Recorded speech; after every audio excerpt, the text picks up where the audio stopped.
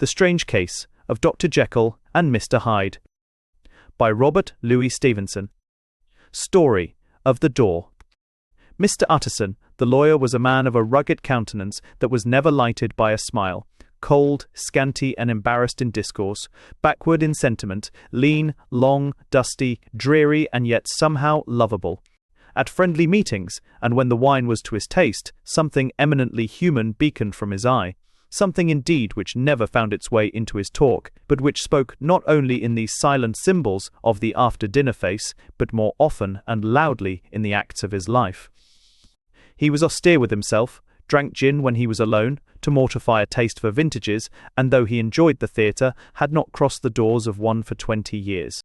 But he had an approved tolerance for others, sometimes wondering, almost with envy, at the high pressure of spirits involved in their misdeeds, and in any extremity inclined to help rather than to reprove. "I incline to Cain's heresy," he used to say quaintly.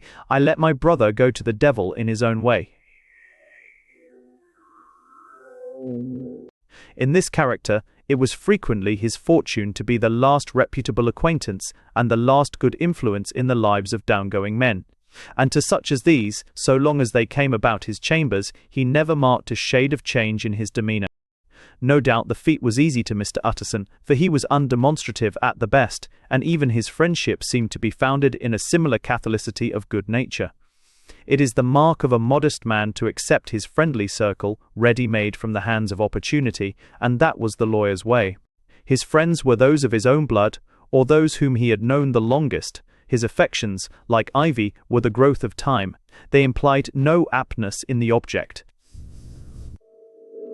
Hence, no doubt, the bond that united him to Mr. Richard Enfield, his distant kinsman, the well-known man about town.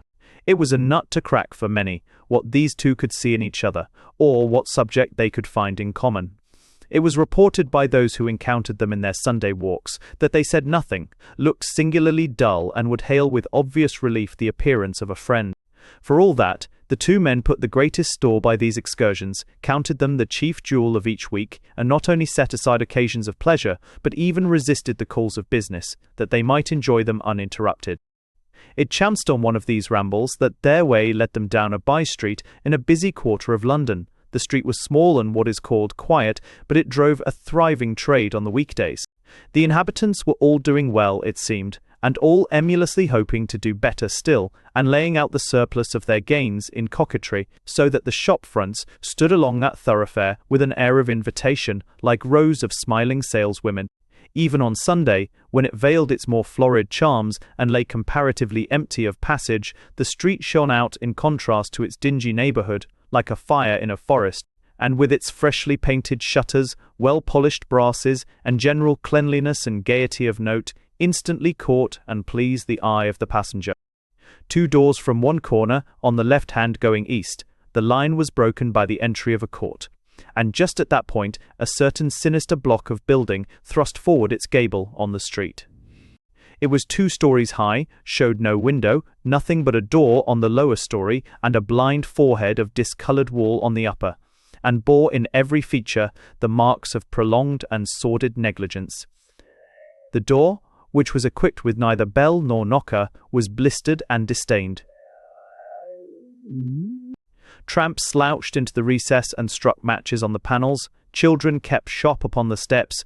The schoolboy had tried his knife on the mouldings, and for close on a generation no one had appeared to drive away these random visitors or to repair their ravages.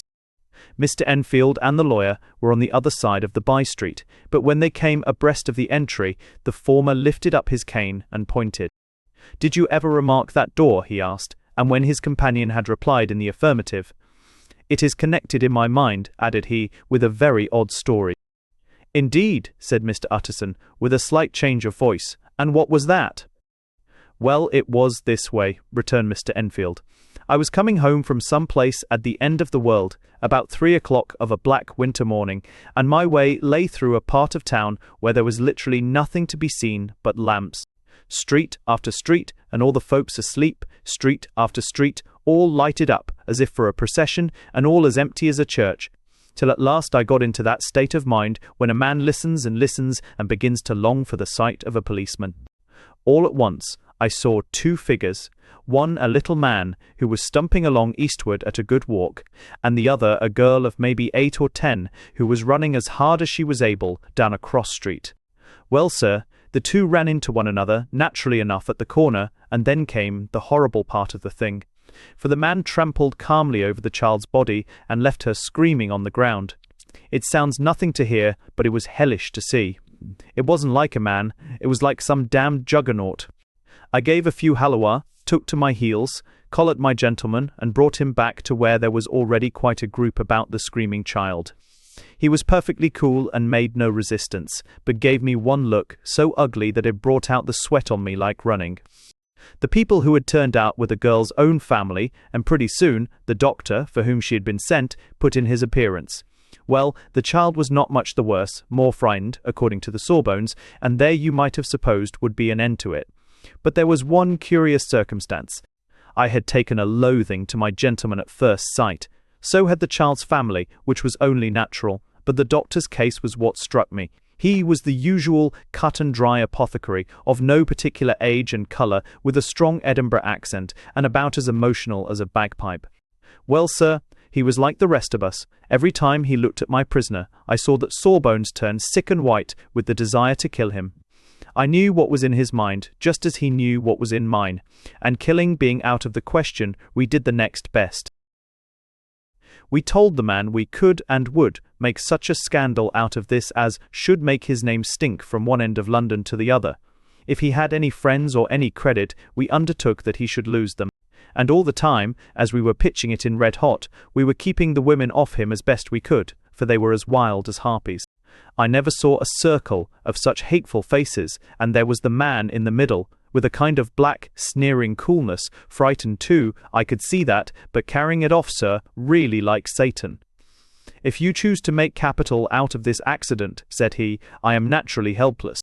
No gentleman but wishes to avoid a scene, says he. Name your figure. Well, we screwed him up to £100 for the child's family. He would have clearly liked to stick out. But there was something about the lot of us that meant mischief, and at last he struck. The next thing was to get the money, and where do you think he carried us but to that place with the door? Whipped out a key, went in, and presently came back with the matter of £10 in gold and a cheque for the balance on Coutts's, drawn payable to bearer and signed with a name that I can't mention, though it's one of the points of my story. But it was a name at least very well known and often printed. The figure was stiff, but the signature was good for more than that, if it was only genuine. I took the liberty of pointing out to my gentleman that the whole business looked apocryphal, and that a man does not, in real life, walk into a cellar door at 4 in the morning, and come out with another man's cheque for close upon £100. But he was quite easy and sneering. Set your mind at rest, says he. I will stay with you till the bank's open and cash the cheque myself. Oh, so we all set off, the doctor and the child's father, and our friend and myself, and passed the rest of the night in my chambers, and next day, when we had breakfasted, went in a body to the bank. I gave in the cheque myself, and said I had every reason to believe it was a forgery. Not a bit of it. The cheque was genuine. Tut tut, said Mr. Utterson. I see you feel as I do, said Mr. Enfield.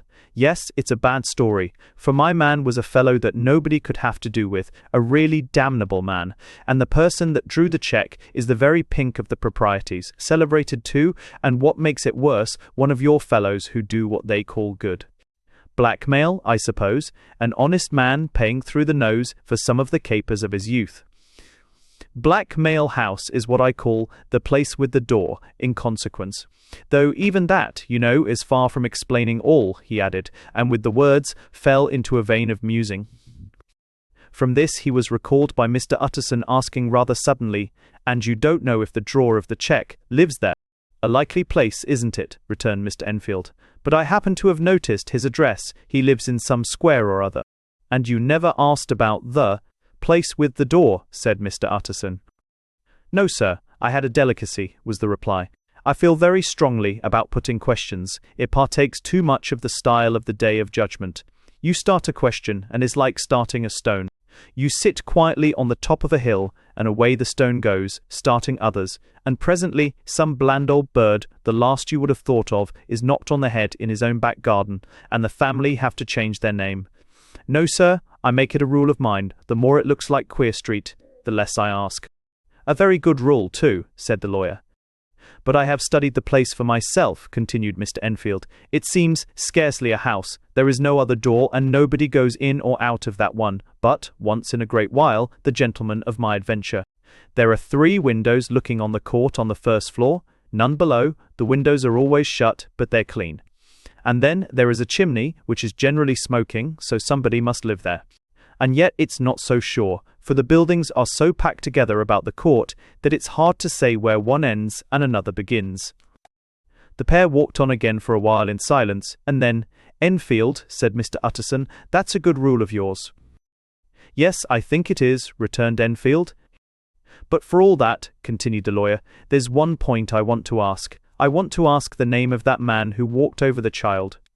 Well, said Mr. Enfield, I can't see what harm it would do. It was a man of the name of Hyde. Said Mr. Utterson. What sort of a man is he to see? He is not easy to describe. There is something wrong with his appearance, something displeasing, something downright detestable. I never saw a man I so disliked, and yet I scarce know why. He must be deformed somewhere. He gives a strong feeling of deformity, although I couldn't specify the point. He's an extraordinary-looking man, and yet I really can name nothing out of the way. No, sir, I can make no hand of it. I can't describe him, and it's not want of memory, for I declare I can see him this moment. Mr. Utterson again walked some way in silence, and obviously under a weight of consideration. You are sure he used a key? He inquired at last.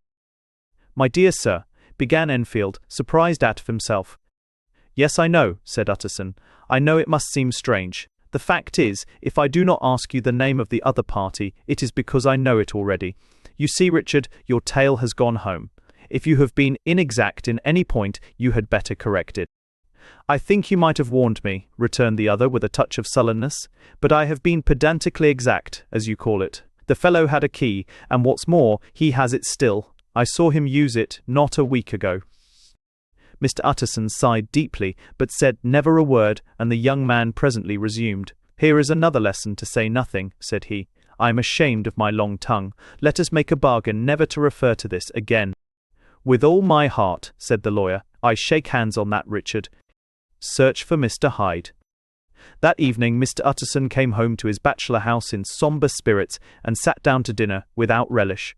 It was his custom of a Sunday, when this meal was over, to sit close by the fire, a volume of some dry divinity on his reading desk, until the clock of the neighbouring church rang out the hour of 12, when he would go soberly and gratefully to bed. On this night, however, as soon as the cloth was taken away, he took up a candle and went into his business room. There he opened his safe, took from the most private part of it a document endorsed on the envelope as Dr. Jekyll's will, and sat down with a clouded brow to study its contents. Utterson, though he took charge of it now that it was made, had refused to lend the least assistance in the making of it. It provided not only that, in case of the decease of Henry Jekyll, M.D., D.C.L., L.L.D., F.R.R.S., etc., all his possessions were to pass into the hands of his friend and benefactor, Edward Hyde, but that in case of Dr. Cobbeny.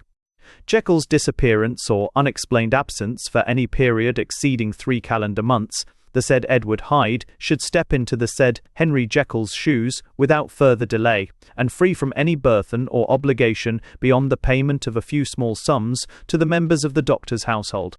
This document had long been the lawyer's eyesore. It offended him both as a lawyer and as a lover of the sane and customary sides of life, to whom the fanciful was the immodest. And hitherto it was his ignorance of Mr. Hyde that had swelled his indignation. Now, by a sudden turn, it was his knowledge.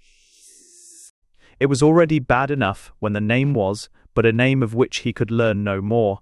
It was worse when it began to be clothed upon with detestable attributes, and out of the shifting, insubstantial mists that had so long baffled his eye, there leaped up the sudden, definite presentment of a fiend. I thought it was madness, he said, as he replaced the obnoxious paper in the safe, and now I begin to fear it is disgrace. With that he blew out his candle, put on a greatcoat, and set forth in the direction of Cavendish Square, that citadel of medicine where his friend, the great Dr. Lanyon, had his house and received his crowding patients. The solemn butler knew and welcomed him. He was subjected to no stage of delay, but ushered direct from the door to the dining room where Dr. Lanyon sat alone over his wine. This was a hearty, healthy, dapper, red-faced gentleman with a shock of hair prematurely white and a boisterous and decided manner. Utterson, he sprang up from his chair and welcomed him with both hands. The geniality, as was the way of the man, was somewhat theatrical to the eye, but it reposed on genuine feeling. For these two were old friends, old mates, both at school and college, both thorough respecters of themselves and of each other, and what does not always follow, men who thoroughly enjoyed each other's company. After a little rambling talk, the lawyer led up to the subject which so disagreeably preoccupied his mind. "I suppose, Lanyon," said he, "you and I must be the two oldest friends that Henry Jekyll has." "I wish the friends were younger," chuckled Dr. Lanyon, "but I suppose we are, and what of that? I see little of him now." "Indeed," said Utterson, "I thought you had a bond of common interest." "We had," was the reply, "but it is more than 10 years since Henry Jekyll became too fanciful for me. He began to go wrong in mind, and though of course I continue to take an interest in him for old sake's sake, as they say, I see, and I have seen devilish little of the man. Such unscientific balderdash," added the doctor, flushing suddenly purple, "would have estranged Damon and Pythias." This little spirit of timber was somewhat of a relief to Mr. Utterson. They have only differed on some point of science, he thought, and being a man of no scientific passions except in the matter of conveyancing, he even added, "It is nothing worse than that." He gave his friend a few seconds to recover his composure, and then approached the question he had come to put. "Did you ever come across a protégé of his, one Hyde?" he asked. "Hyde?" repeated Lanyon. "No, never heard of him. Since my time." That was the amount of information that the lawyer carried back with him to the great dark bed on which he tossed to and fro, until the small hours of the morning began to grow large. It was a night of little ease to his toiling mind, toiling in mere darkness and besieged by questions. 6 o'clock struck on the bells of the church that was so conveniently near to Mr. Utterson's dwelling, and still he was digging at the problem. Hitherto it had touched him on the intellectual side alone, but now his imagination also was engaged, or rather enslaved. And as he lay and tossed in the gross darkness of the night and the curtained room, Mr. Enfield's tale went by before his mind in a scroll of lighted pictures. He would be aware of the great field of lamps of a nocturnal city, then of the figure of a man walking swiftly, then of a child running from the doctors, and then these met, and that human juggernaut trod the child down and passed on regardless of her screams. Or else he would see a room in a rich house where his friend lay asleep, dreaming and smiling at his dreams, and then the door of that room would be opened, the curtains of the bed plucked apart, the sleeper recalled, and lo! There would stand by his side a figure to whom power was given, and even at that dead hour he must rise and do its bidding. And if at any time he dozed over, it was but to see it glide more stealthily through sleeping houses, or move the more swiftly, and still the more swiftly, even to dizziness, through wider labyrinths of lamp-lighted city, and at every street corner crush a child and leave her screaming. And still the figure had no face by which he might know it. Even in his dreams it had no face, or one that baffled him and melted before his eyes. And thus it was that there sprang up and grew apace in the lawyer's mind a singularly strong, almost an inordinate curiosity to behold the features of the real Mr. Hyde. If he could but once set eyes on him, he thought the mystery would lighten and perhaps roll altogether away, as was the habit of mysterious things when well examined. He might see a reason for his friend's strange preference or bondage, call it which you please, and even for the startling clause of the will. At least it would be a face worth seeing, the face of a man who was without bowels of mercy, a face which had but to show itself to raise up, in the mind of the unimpressionable Enfield, a spirit of enduring hatred. From that time forward, Mr. Utterson began to haunt the door in the by-street of shops, in the morning before office hours, at noon when business was plenty and time scarce, at night under the face of the fogged city moon, by all lights, and at all hours of solitude or concourse, the lawyer was to be found on his chosen post. If he be Mr. Hyde, he had thought, I shall be Mr. Seek. And at last his patience was rewarded. It was a fine dry night, frost in the air, the streets as clean as a ballroom floor, the lamps, unshaken by any wind, drawing a regular pattern of light and shadow. By 10 o'clock, when the shops were closed, the by-street was very solitary, and, in spite of the low growl of London from all round, very silent. Small sounds carried far, domestic sounds out of the houses were clearly audible on either side of the roadway, and the rumour of the approach of any passenger preceded him by a long time. Mr. Utterson had been some minutes at his post when he was aware of an odd, light footstep drawing near. In the course of his nightly patrols, he had long grown accustomed to the quaint effect with which the footfalls of a single person, while he is still a great way off, suddenly spring out distinct from the vast hum and clatter of the city. Yet his attention had never before been so sharply and decisively arrested, and it was with a strong, superstitious prevision of success that he withdrew into the entry of the court. The steps drew swiftly nearer, and swelled out suddenly louder as they turned the end of the street. The lawyer, looking forth from the entry, could soon see what manner of man he had to deal with. He was small and very plainly dressed, and the look of him, even at that distance, went somehow strongly against the watcher's inclination. But he made straight for the door, crossing the roadway to save time, and as he came, he drew a key from his pocket like one approaching home. Mr. Utterson stepped out and touched him on the shoulder as he passed. "Mr. Hyde, I think?" Mr. Hyde shrank back with a hissing intake of the breath, but his fear was only momentary, and though he did not look the lawyer in the face, he answered coolly enough, "That is my name. What do you want?" "I see you are going in," returned the lawyer. "I am an old friend of Dr. Jekyll's, Mr. Utterson of Gaunt Street. You must have heard of my name, and meeting you so conveniently, I thought you might admit me." "You will not find Dr. Jekyll. He is from home," replied Mr. Hyde, blowing in the key. And then suddenly, but still without looking up, "How did you know me?" he asked. "On your side," said Mr. Utterson. "Will you do me a favour?" "With pleasure," replied the other. "What shall it be?" "Will you let me see your face?" asked the lawyer.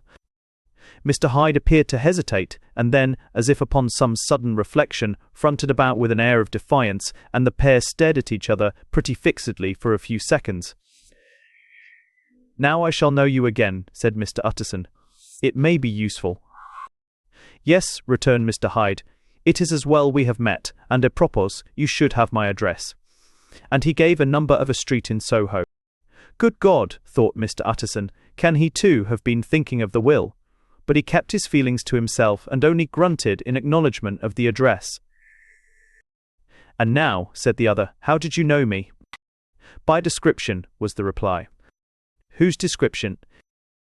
"We have common friends," said Mr. Utterson. "Common friends," echoed Mr. Hyde, a little hoarsely. "Who are they?" "Jekyll, for instance," said the lawyer. "He never told you," cried Mr. Hyde, with a flush of anger. "I did not think you would have lied." "Come," said Mr. Utterson, "that is not fitting language." The other snarled aloud into a savage laugh, and the next moment, with extraordinary quickness, he had unlocked the door and disappeared into the house. The lawyer stood a while when Mr. Hyde had left him, the picture of disquietude. Then he began slowly to mount the street, pausing every step or two, and putting his hand to his brow like a man in mental perplexity. The problem he was thus debating as he walked was one of a class that is rarely solved. Hyde was pale and dwarfish. He gave an impression of deformity without any nameable malformation. He had a displeasing smile. He had borne himself to the lawyer with a sort of murderous mixture of timidity and boldness, and he spoke with a husky, whispering and somewhat broken voice. All these were points against him, but not all of these together could explain the hitherto unknown disgust, loathing, and fear with which Mr. Utterson regarded him. "There must be something else," said the perplexed gentleman. "There is a something more, if I could find a name for it. God bless me, the man seems hardly human. Something troglodytic, shall we say? Or can it be the old story of Dr. Fell? Or is it the mere radiance of a foul soul that thus transpires through and transfigures its clay continent? The last, I think, for, oh my poor old Harry Jekyll, if ever I read Satan's signature upon a face, it is on that of your new friend." Round the corner from the by-street there was a square of ancient, handsome houses, now for the most part decayed from their high estate. and let in flats and chambers to all sorts and conditions of men, map engravers, architects, shady lawyers, and the agents of obscure enterprises. One house, however, second from the corner, was still occupied entire, and at the door of this, which wore a great air of wealth and comfort, though it was now plunged in darkness except for the fanlight, Mr. Utterson stopped and knocked. A well-dressed elderly servant opened the door. "Is Dr. Jekyll at home, Poole?" asked the lawyer. "I will see, Mr. Utterson," said Poole, admitting the visitor as he spoke into a large, low-roofed, comfortable hall paved with flags, warmed after the fashion of a country house by a bright, open fire, and furnished with costly cabinets of oak. "Will you wait here by the fire, sir? Or shall I give you a light in the dining-room?" "Here, thank you," said the lawyer, and he drew near and leaned on the tall fender. This hall, in which he was now left alone, was a pet fancy of his friend the doctor's, and Utterson himself was wont to speak of it as the pleasantest room in London. But tonight there was a shudder in his blood. The face of Hyde sat heavy on his memory. He felt, what was rare with him, a nausea and distaste of life, and in the gloom of his spirits he seemed to read a menace in the flickering of the firelight on the polished cabinets and the uneasy starting of the shadow on the roof. He was ashamed of his relief when Poole presently returned to announce that Dr. Jekyll was gone out. "I saw Mr. Hyde go in by the old dissecting-room, Poole," he said. "Is that right, when Dr. Jekyll is from home?" "Quite right, Mr. Utterson, sir," replied the servant. "Mr. Hyde has a key." "Your master seems to repose a great deal of trust in that young man, Poole," resumed the other musingly. "Yes, sir, he does indeed," said Poole. "We have all orders to obey him." "I do not think I ever met Mr. Hyde?" asked Utterson. "Oh dear, no, sir. He never dines here," replied the butler. "Indeed, we see very little of him on this side of the house. He mostly comes and goes by the laboratory. Well, good night, Poole." "Good night, Mr. Utterson." And the lawyer set out homeward with a very heavy heart. "Poor Harry Jekyll," he thought, "my mind misgives me. He is in deep waters. He was wild when he was young, a long while ago to be sure, but in the law of God there is no statute of limitations. Aye, it must be that, the ghost of some old sin, the cancer of some concealed disgrace, punishment coming, pide cordo, years after memory has forgotten and self-love condoned the fault." And the lawyer, scared by the thought, brooded a while on his own past, groping in all the corners of memory, lest by chance some jack-in-the-box of an old iniquity should leap to light there. His past was fairly blameless. Few men could read the rolls of their life with less apprehension, yet he was humbled to the dust by the many ill things he had done, and raised up again into a sober and fearful gratitude by the many he had come so near to doing, yet avoided. And then by return on his former subject, he conceived a spark of hope. This Master Hyde, if he were studied, thought he, must have secrets of his own, black secrets, by the look of him, secrets compared to which poor Jekyll's worst would be like sunshine. Things cannot continue as they are. It turns me cold to think of this creature stealing like a thief to Harry's bedside. Poor Harry, what awakening!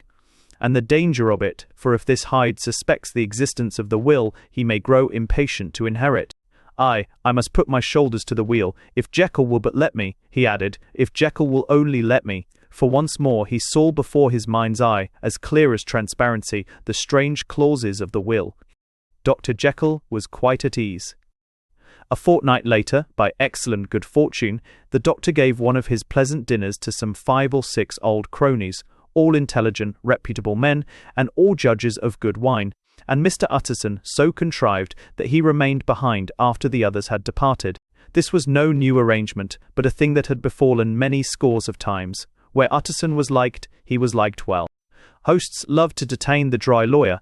When the light-hearted and loose-tongued had already their foot on the threshold, they liked to sit a while in his unobtrusive company, practising for solitude, sobering their minds in the man's rich silence after the expense and strain of gaiety. To this rule, Dr. True's, Jekyll was no exception, and as he now sat on the opposite side of the fire, a large, well-made, smooth-faced man of 50, with something of a slyish cast perhaps, but every mark of capacity and kindness, you could see by his looks that he cherished for Mr. Utterson a sincere and warm affection. "I have been wanting to speak to you, Jekyll," began the latter. "You know that will of yours?"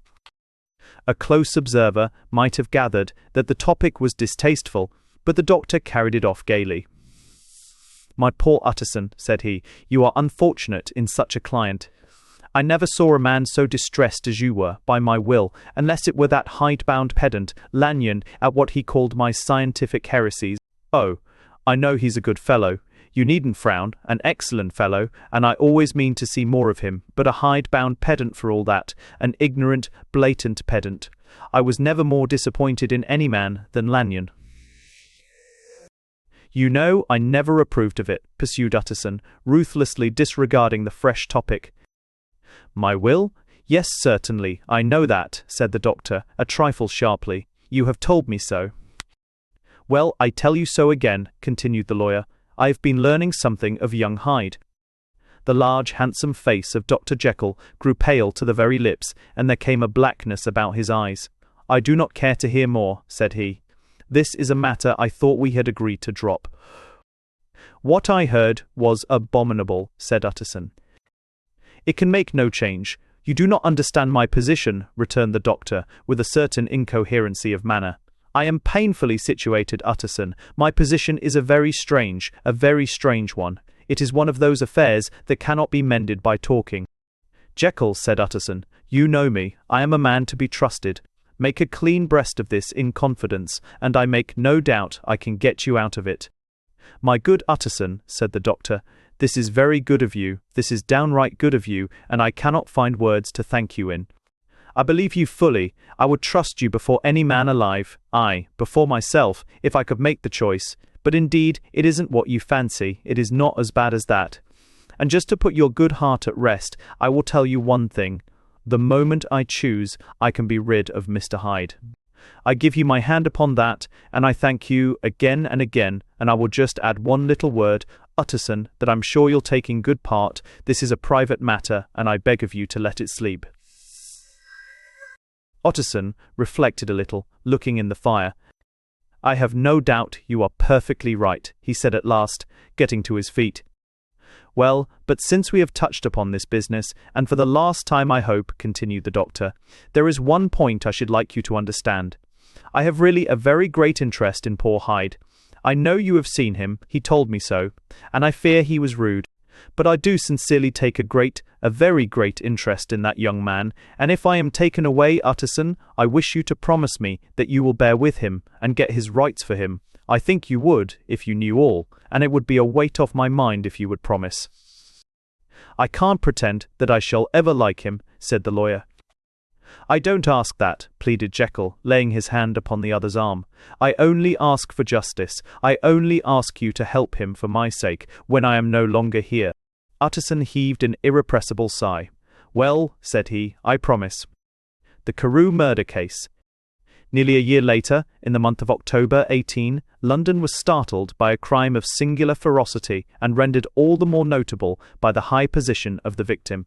The details were few and startling. A maidservant living alone in a house not far from the river had gone upstairs to bed about 11. Although a fog rolled over the city in the small hours, the early part of the night was cloudless, and the lane, which the maid's window overlooked, was brilliantly lit by the full moon. It seemed she was romantically given, for she sat down upon her box, which stood immediately under the window, and fell into a dream of musing. Never, she used to say, with streaming tears when she narrated that experience, never had she felt more at peace with all men or thought more kindly of the world. And as she so sat, she became aware of an aged, beautiful gentleman with white hair drawing near along the lane and advancing to meet him. Another and very small gentleman, to whom at first she paid less attention. When they had come within speech, which was just under the maid's eyes, the older man bowed and accosted the other with a very pretty manner of politeness. It did not seem as if the subject of his address were of great importance. Indeed, from his pointing, it sometimes appeared as if he were only inquiring his way. But the moon shone on his face as he spoke, and the girl was pleased to watch it. It seemed to breathe such an innocent and old-world kindness of disposition, yet with something high too, as of a well-founded self-content. Presently her eye wandered to the other, and she was surprised to recognize in him a certain Mr. Hyde, who had once visited her master, and for whom she had conceived a dislike. He had in his hand a heavy cane, with which he was trifling, but he answered never a word, and seemed to listen with an ill-contained impatience. And then all of a sudden he broke out in a great flame of anger, stamping with his foot, brandishing the cane, and carrying on, as the maid described it, like a madman. The old gentleman took a step back, with the air of one very much surprised and a trifle hurt.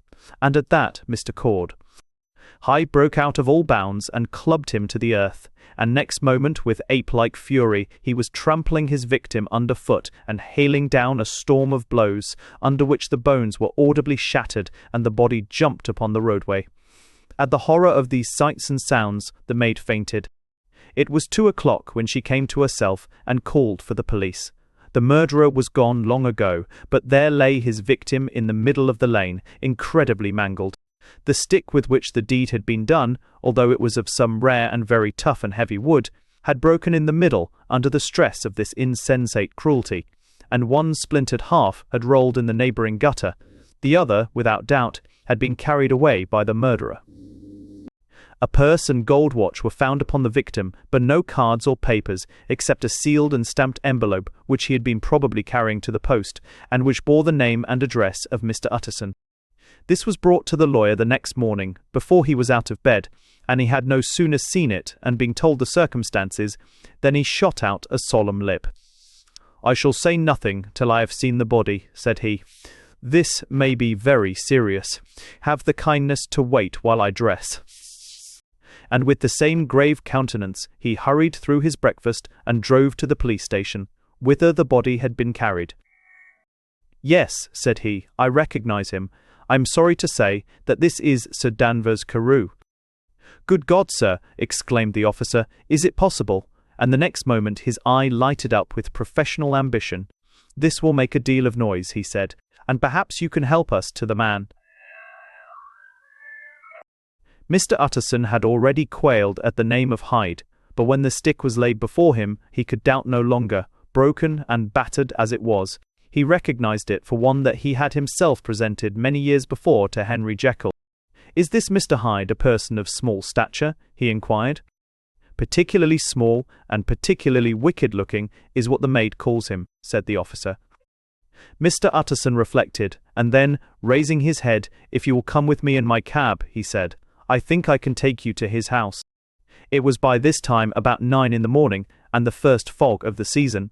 A great chocolate-coloured pall lowered over heaven, but the wind was continually charging and routing these embattled vapours, so that as the cab crawled from street to street, Mr. Copper, Utterson beheld a marvellous number of degrees and hues of twilight. For here it would be dark like the back end of evening, and there would be a glow of a rich, lurid brown, like the light of some strange conflagration on 2's hour.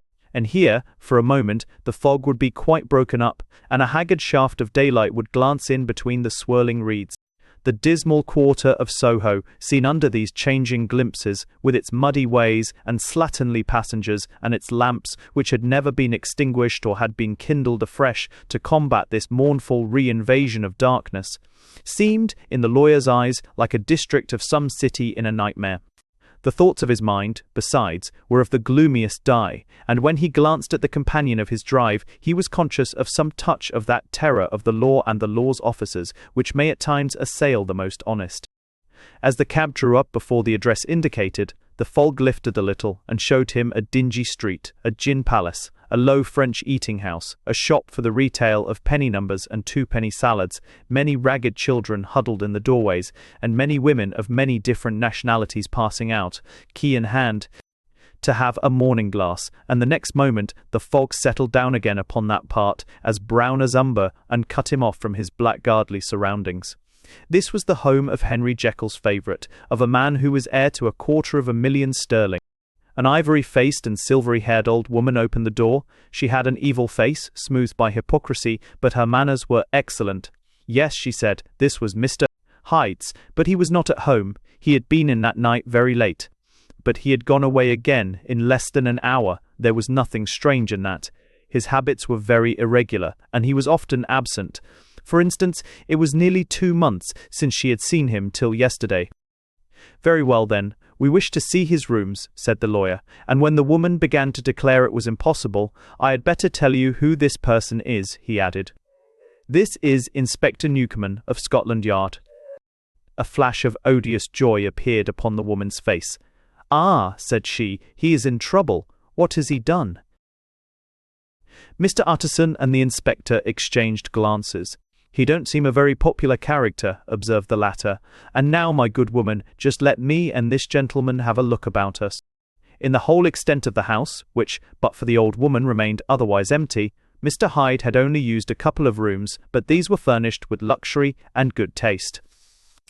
A closet was filled with wine, the plate was of silver, the napery elegant, a good picture hung upon the walls, a gift, as Utterson supposed, from Henry Jekyll, who was much of a connoisseur, and the carpets were of many plies and agreeable in colour. At this moment, however, the rooms bore every mark of having been recently and hurriedly ransacked. Clothes lay about the floor, with their pockets inside out. Lock-fast drawers stood open, and on the hearth there lay a pile of grey ashes, as though many papers had been burned. From these embers the inspector disinterred the butt-end of a green cheque-book, which had resisted the action of the fire. The other half of the stick was found behind the door, and as this clinched his suspicions, the officer declared himself delighted. A visit to the bank, where several £1,000s were found to be lying to the murderer's credit, completed his gratification. "You may depend upon it, sir," he told Mr. Utterson, "I have him in my hand. He must have lost his head, or he never would have left the stick, or, above all, burned the cheque-book. Why, money's life to the man. We have nothing to do but wait for him at the bank and get out the handbills." This last, however, was not so easy of accomplishment, for Mr. Hyde had numbered few familiars. Even the master of the servant-maid had only seen him twice. His family could nowhere be traced. He had never been photographed, and the few who could describe him differed widely, as common observers will. Only on one point were they agreed, and that was the haunting sense of unexpressed deformity with which the fugitive impressed his beholders. Incident of the letter. It was late in the afternoon when Mr. Utterson found his way to Dr. Jekyll's door, where he was at once admitted by pull and carried down by the kitchen offices and across a yard which had once been a garden, to the building which was indifferently known as the laboratory or dissecting rooms. The doctor had bought the house from the heirs of a celebrated surgeon, and his own tastes being rather chemical than anatomical, had changed the destination of the block at the bottom of the garden. It was the first time that the lawyer had been received in that part of his friend's quarters, and he eyed the dingy, windowless structure with curiosity and gazed round with a distasteful sense of strangeness as he crossed the theatre, once crowded with eager students and now lying gaunt and silent. The tables laden with chemical apparatus, the floor strewn with crates and littered with packing straw, and the light falling dimly through the foggy cupola. At the further end, a flight of stairs mounted to a door covered with red baize, and through this Mr. Utterson was at last received into the doctor's cabinet. It was a large room fitted round with glass presses, furnished, among other things, with a cheval-glass and a business table, and looking out upon the court by 3 dusty windows barred with iron. The fire burned in the grate, a lamp was set lighted on the chimney shelf, for even in the houses the fog began to lie thickly, and there, close up to the warmth, sat Dr. Jekyll, looking deathly sick. He did not rise to meet his visitor, but held out a cold hand and bade him welcome in a changed voice. "And now," said Mr. Utterson, as soon as Poole had left them, "you have heard the news?" The doctor shuddered. "They were crying it in the square," he said. "I heard them in my dining-room." "One word," said the lawyer. "Carew was my client, but so are you, and I want to know what I am doing. You have not been mad enough to hide this fellow."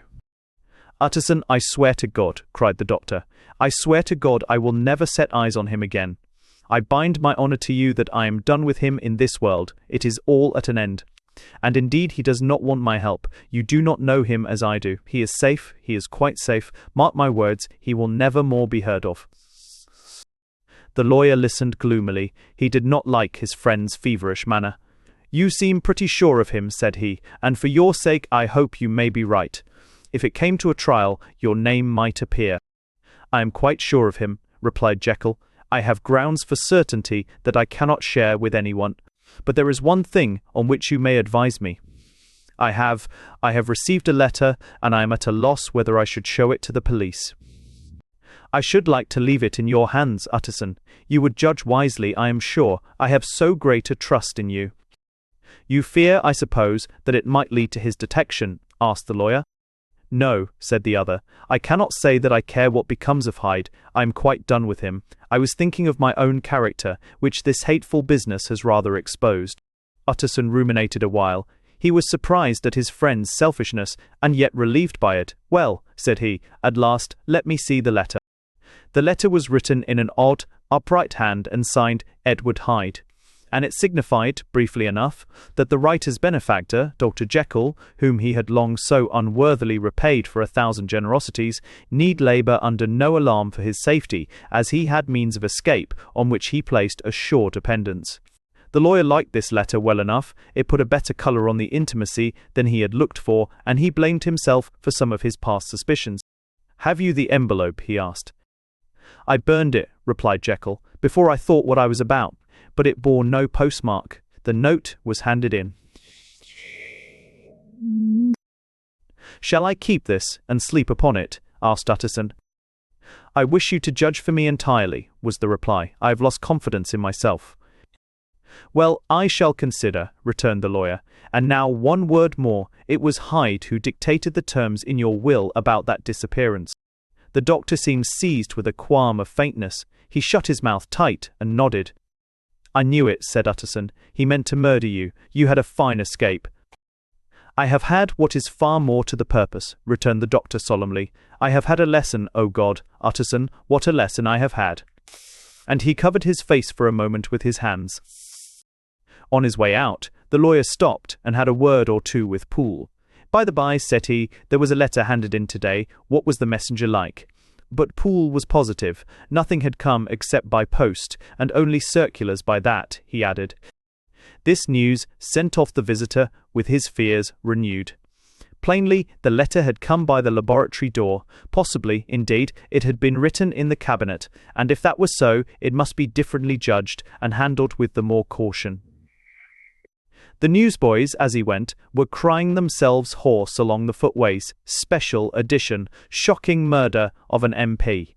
That was the funeral oration of one friend and client, and he could not help a certain apprehension lest the good name of another should be sucked down in the eddy of the scandal. It was, at least, a ticklish decision that he had to make, and self-reliant as he was by habit, he began to cherish a longing for advice. It was not to be had directly, but perhaps, he thought, it might be fished for. Presently after, he sat on one side of his own hearth, with Mr. Guest, his head clerk, upon the other, and midway between, at a nicely calculated distance from the fire, a bottle of a particular old wine that had long dwelt unsunned in the foundations of his house. The fog still slept on the wing above the drowned city, where the lamps glimmered like carbuncles, and through the muffle and smother of these fallen clouds, the procession of the town's life was still rolling in through the great arteries with a sound as of a mighty wind. But the room was gay with firelight. In the bottle, the acids were long ago resolved. The imperial dye had softened with time, as the colour grows richer in stained windows, and the glow of hot autumn afternoons on hillside vineyards was ready to be set free and to disperse the fogs of London. Insensibly, the lawyer melted. There was no man from whom he kept fewer secrets than Mr. Guest, and he was not always sure that he kept as many as he meant. Guest had often been on business to the doctors. He knew Poole. He could scarce have failed to hear of Mr. Gay.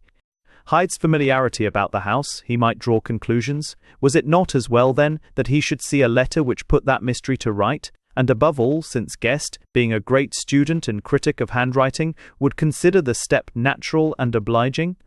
The clerk, besides, was a man of counsel. He could scarce read so strange a document without dropping a remark. And by that remark, Mr. Utterson might shape his future course. "This is a sad business about Sir Danvers," he said. "Yes, sir, indeed. It has elicited a great deal of public feeling," returned Guest. "The man, of course, was mad." "I should like to hear your views on that," replied Utterson. "I have a document here in his handwriting. It is between ourselves, for I scarce know what to do about it. It is an ugly business at the best. But there it is, quite in your way, a murderer's autograph." Guest's eyes brightened, and he sat down at once and studied it with passion. "No, sir," he said, "not mad, but it is an odd hand, and by all accounts a very odd writer," added the lawyer. Just then the servant entered with a note. "Is that from Dr. Jekyll, sir?" inquired the clerk. "I thought I knew the writing. Anything private, Mr. Utterson?" "Only an invitation to dinner. Why? Do you want to see it?" "One moment. I thank you, sir." And the clerk laid the 2 sheets of paper alongside and sedulously compared their contents. Sedulously compared their contents. "Thank you, sir," he said at last, returning both. There was a pause, during which Mr. Utterson struggled with himself. "Why did you compare them, guest?" he inquired suddenly. "Well, sir," returned the clerk, "there's a rather singular resemblance. The 2 hands are in many points identical, only differently sloped." "Rather quaint," said Utterson. "It is, as you say, rather quaint," returned Guest. "I wouldn't speak of this note, you know," said the master. "No, sir," said the clerk, "I understand." But no sooner was Mr. Utterson alone that night than he locked the note into his safe, where it reposed from that time forward. "What?" he thought. "Henry Jekyll forged for a murderer!" And his blood ran cold in his veins. Incident of Dr. Lanyon. Time ran on. Thousands of pounds were offered in reward, for the death of Sir Danvers was resented as a public injury, but Mr. Hyde had disappeared out of the ken of the police as though he had never existed. Much of his past was unearthed, indeed, and all disreputable. Tales came out of the man's cruelty, at once so callous and violent, of his vile life, of his strange associates, of the hatred that seemed to have surrounded his career, but of his present whereabouts not a whisper. From the time he had left the house in Soho on the morning of the murder, he was simply blotted out, and gradually, as time drew on, Mr. Utterson began to recover from the hotness of his alarm, and to grow more at quiet with himself. The death of Sir Danvers was, to his way of thinking, more than paid for by the disappearance of Mr. Hyde. Now that that evil influence had been withdrawn, a new life began for Dr. Jekyll. He came out of his seclusion, renewed relations with his friends, became once more their familiar guest and entertainer, and whilst he had always been known for charities, he was now no less distinguished for religion. He was busy, he was much in the open air, he did good, his face seemed to open and brighten as if with an inward consciousness of service, and for more than 2 months the doctor was at peace. On the 8th of January, Utterson had dined at the doctor's with a small party. Lanyon had been there, and the face of the host had looked from one to the other as in the old days when the trio were inseparable friends. On the 12th, and again on the 14th, the door was shut against the lawyer. The doctor was confined to the house, Paul said, and saw no one. On the 15th, he tried again, and was again refused, and having now been used for the last 2 months to see his friend almost daily, he found this return of solitude to weigh upon his spirits.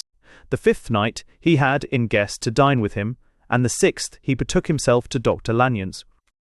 There at least he was not denied admittance, but when he came in, he was shocked at the change which had taken place in the doctor's appearance. He had his death warrant written legibly upon his face. The rosy man had grown pale, his flesh had fallen away, he was visibly balder and older, and yet it was not so much these tokens of a swift physical decay that arrested the lawyer's notice, as a look in the eye and quality of manner that seemed to testify to some deep-seated terror of the mind. It was unlikely that the doctor should fear death, and yet that was what Utterson was tempted to suspect. Yes, he thought, he is a doctor, he must know his own state, and that his days are counted, and the knowledge is more than he can bear. And yet when Utterson remarked on his ill looks, it was with an air of great firmness that Lanyon declared himself a doomed man. "I have had a shock," he said, "and I shall never recover. It is a question of weeks. Well, life has been pleasant. I liked it. Yes, sir. I used to like it. I sometimes think if we knew all, we should be more glad to get away." "Jekyll is ill, too," observed Utterson. "Have you seen him?" But Lanyon's face changed, and he held up a trembling hand. "I wish to see or hear no more of Dr. Jekyll," he said in a loud, unsteady voice. "I am quite done with that person, and I beg that you will spare me any allusion to one whom I regard as dead." "Tut, tut," said Mr. Utterson, and then after a considerable pause, "Can't I do anything?" he inquired. "We are 3 very old friends, Lanyon. We shall not live to make others." "Nothing can be done," returned Lanyon. "Ask himself." "He will not see me," said the lawyer. "I am not surprised at that," was the reply.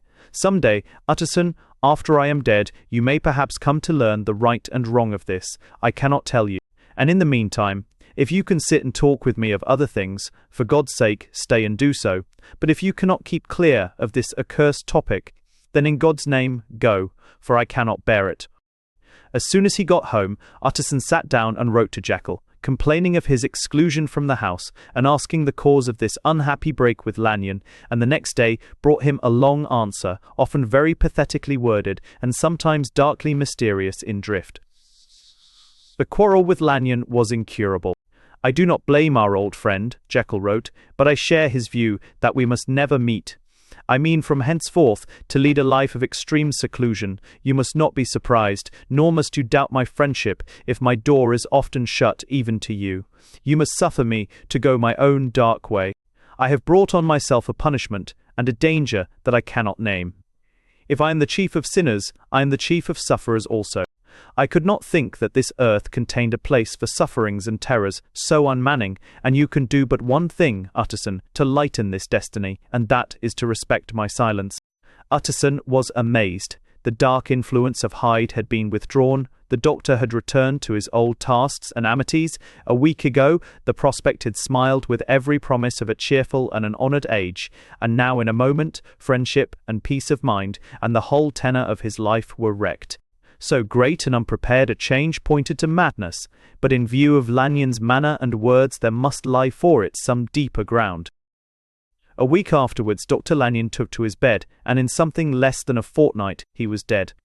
The night after the funeral, at which he had been sadly affected, Utterson locked the door of his business room, and sitting there by the light of a melancholy candle, drew out and set before him an envelope, addressed by the hand, and sealed with the seal of his dead friend. Private. Utterson alone, and in case of his predeceased to be destroyed unread, so it was emphatically superscribed, and the lawyer dreaded to behold the contents. "I have buried one friend today," he thought. "What if this should cost me another?" Within there was another enclosure, likewise sealed, and marked upon the cover as "not to be opened till the death or disappearance of Dr. Henry Jekyll." Utterson could not trust his eyes. Yes, it was disappearance. Here again, as in the mad will which he had long ago restored to its author, here again were the idea of a disappearance and the name of Henry Jekyll bracketed. But in the will, that idea had sprung from the sinister suggestion of the man Hyde. It was set there with a purpose all too plain and horrible. Written by the hand of Lanyon, what should it mean? N. A great curiosity came on the trustee to disregard the prohibition and dive at once to the bottom of these mysteries. But professional honour and faith to his dead friend were stringent obligations, and the packet slept in the inmost corner of his private safe. It is one thing to mortify curiosity, another to conquer it, and it may be doubted if, from that day forth, Utterson desired the society of his surviving friend with the same eagerness. He thought of him kindly, but his thoughts were disquieted and fearful. He went to call indeed, but he was perhaps relieved to be denied admittance. Perhaps, in his heart, he preferred to speak with Poole upon the doorstep and surrounded by the air and sounds of the open city, rather than to be admitted into that house of voluntary bondage, and to sit and speak with its inscrutable recluse. Poole had, indeed, no very pleasant news to communicate. The doctor, it appeared, now more than ever, confined himself to the cabinet over the laboratory, where he would sometimes even sleep. He was out of spirits, he had grown very silent, he did not read, it seemed as if he had something on his mind. Utterson became so used to the unvarying character of these reports that he fell off little by little in the frequency of his visits. Incident at the window. It chanced on Sunday, when Mr. Utterson was on his usual walk with Mr. Enfield, that their way lay once again through the by-street, and that when they came in front of the door, both stopped to gaze on it. "Well," said Enfield, "that story's at an end at least. We shall never see more of Mr. Hyde." "I hope not," said Utterson. "Did I ever tell you that I once saw him and shared your feeling of repulsion?" "It was impossible to do the one without the other," returned Enfield. "And by the way, what an ass you must have thought me, not to know that this was a back way to Dr. Jekyll's. It was partly your own fault that I found it out, even when I did." "So you found it out, did you?" said Utterson. "But if that be so, we may step into the court, and take a look at the windows. To tell you the truth, I am uneasy about poor Jekyll, and even outside, I feel as if the presence of a friend might do him good." The court was very cool and a little damp, and full of premature twilight, although the sky, high up overhead, was still bright with sunset. The middle one of the 3 windows was halfway open, and sitting close beside it, taking the air with an infinite sadness of mien, like some disconsolate prisoner, Utterson saw Doctorson saw, Doctorson saw. "Jekyll." "What, Jekyll?" he cried. "I trust you are better." "I am very low, Utterson," replied the doctor drearily. "Very low. It will not last long, thank God." "You stay too much indoors," said the lawyer. "You should be out, whipping up the circulation like Mr. Enfield and me. This is my cousin, Mr. Enfield, Dr. Jekyll. Come now, get your hat, and take a quick turn with us." "You are very good," sighed the other. "I should like to very much, but no, it is quite impossible. I dare not." "But indeed, Utterson, I am very glad to see you. This is really a great pleasure. I would ask you and Mr. Enfield up, but the place is really not fit." "Why then," said the lawyer, good-naturedly, "the best thing we can do is to stay down here and speak with you from where we are." "That is just what I was about to venture to propose," returned the doctor with a smile, but the words were hardly uttered before the smile was struck out of his face and succeeded by an expression of such abject terror and despair as froze the very blood of the 2 gentlemen below. They saw it but for a glimpse, for the window was instantly thrust down, but that glimpse had been sufficient, and they turned and left the court without a word.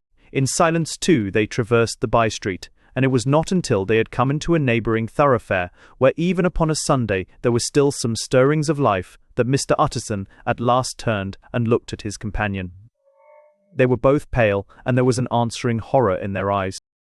God forgive us," said Mr. Utterson. But Mr. Enfield only nodded his head very seriously and walked on once more in silence. The last night. Mr. Utterson was sitting by his fireside one evening after dinner when he was surprised to receive a visit from Poole.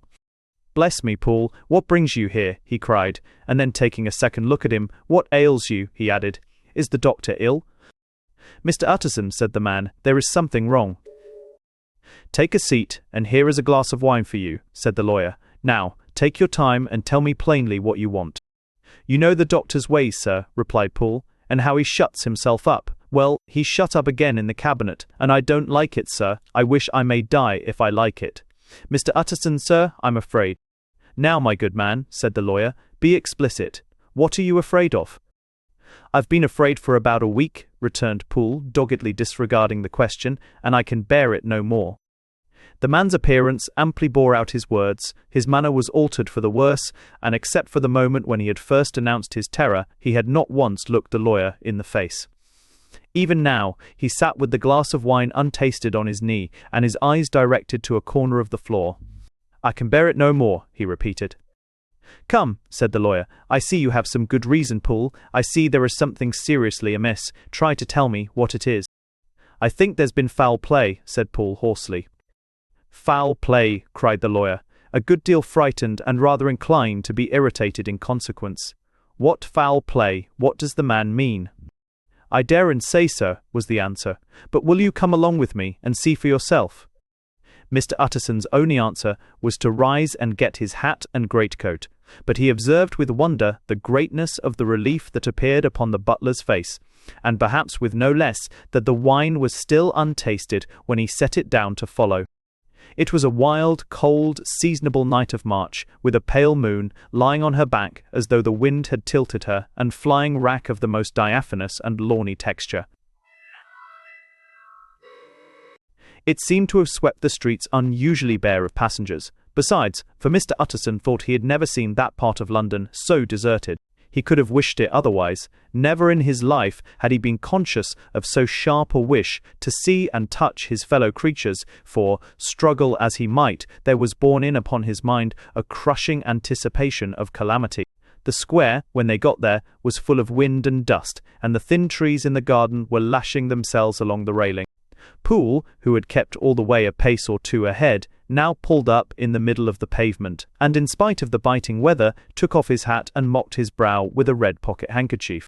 But for all the hurry of his coming, these were not the dews of exertion that he wiped away, but the moisture of some strangling anguish, for his face was white and his voice, when he spoke, harsh and broken.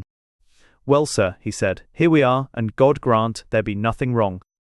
"Amen, Poole," said the lawyer. Thereupon the servant knocked in a very guarded manner. The door was opened on the chain, and a voice asked from within, "Is that you, Poole?"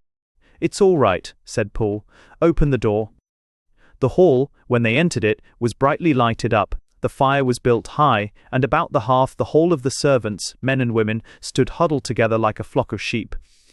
At the sight of Mr. Utterson, the housemaid broke into hysterical whimpering, and the cook, crying out, "Bless God, it's Mr. Utterson," ran forward, as if to take him in her arms. What, are you all here?" said the lawyer peevishly. "Very irregular, very unseemly. Your master would be far from pleased." "They're all afraid," said Poole. Blank silence followed, no one protesting. Only the maid lifted her voice, and now wept loudly. "Hold your tongue," Poole said to her, with a ferocity of accent that testified to his own jangled nerves, and indeed, when the girl had so suddenly raised the note of her lamentation, they had all started and turned towards the inner door with faces of dreadful expectation. "And now," continued the butler, addressing the knife boy, "reach me a candle, and we'll get this through hands at once." And then he begged Mr. Utterson to follow him, and led the way to the back garden. "Now, sir," said he, "you come as gently as you can. I want you to hear, and I don't want you to be heard. And see here, sir, if by any chance he was to ask you in, don't go." Mr. Utterson's nerves, at this unlooked-for termination, gave a jerk that nearly threw him from his balance. But he recollected his courage, and followed the butler into the laboratory building, through the surgical theatre, with its lumber of crates and bottles, to the foot of the stair. Here Poole motioned him to stand on one side and listen, while he himself, setting down the candle and making a great and obvious call on his resolution, mounted the steps and knocked with a somewhat uncertain hand on the red baize of the cabinet door. "Mr. Utterson, sir, asking to see you," he called, and even as he did so, once more violently signed to the lawyer to give ear. A voice answered from within. "Tell him I cannot see anyone," it said complainingly. "Thank you, sir," said Poole, with a note of something like triumph in his voice. And taking up his candle, he led Mr. Utterson back across the yard and into the great kitchen, where the fire was out and the beetles were leaping on the floor. "Sir," he said, looking Mr. Utterson in the eyes, "was that my master's voice?" "It seems much changed," replied the lawyer, very pale, but giving look for look. "Changed? Well, yes, I think so," said the butler. "Have I been 20 years in this man's house to be deceived about his voice? No, sir, master's made away with. He was made away with 8 days ago, when we heard him cry out upon the name of God, and who's in there instead of him, and why it stays there, is a thing that cries to heaven, Mr. Utterson." "This is a very strange tale, Poole. This is rather a wild tale, my man," said Mr. Utterson, biting his finger. "Suppose it were as you suppose, supposing Dr. Jekyll to have been, well, murdered. What could induce the murderer to stay? That won't hold water. It doesn't commend itself to reason." "Well, Mr. Utterson, you are a hard man to satisfy, but I'll do it yet," said Poole. "All this last week you must know him, or it, whatever it is that lives in that cabinet, has been crying night and day for some sort of medicine, and cannot get it to his mind. It was sometimes his way, the master's, that is, to write his orders on a sheet of paper and throw it on the stair.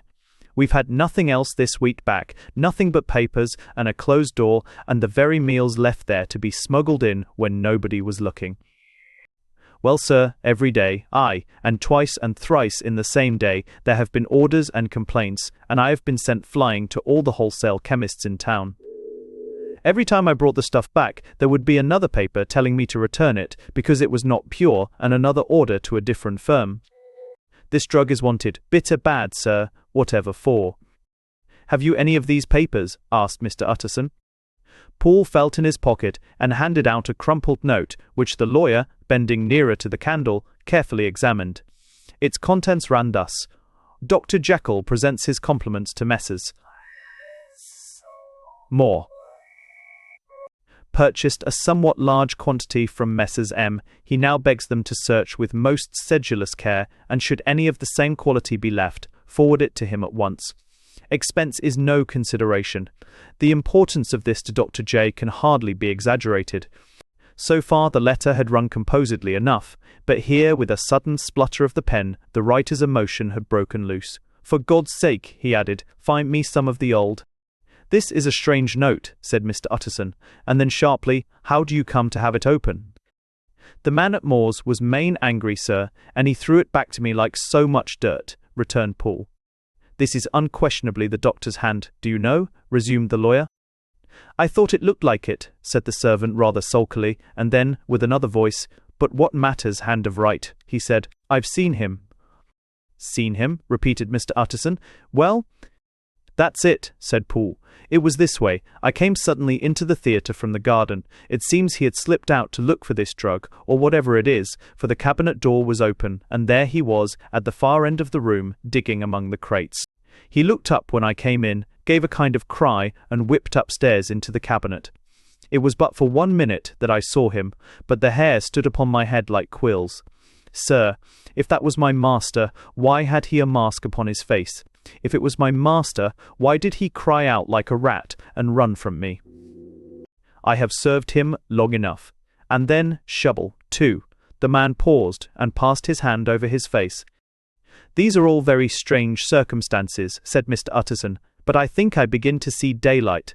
Your master Poole is plainly seized with one of those maladies that both torture and deform the sufferer, hence, for aught I know, the alteration of his voice, hence the mask and the avoidance of his friends, hence his eagerness to find this drug, by means of which the poor soul retains some hope of ultimate recovery. God grant that he be not deceived.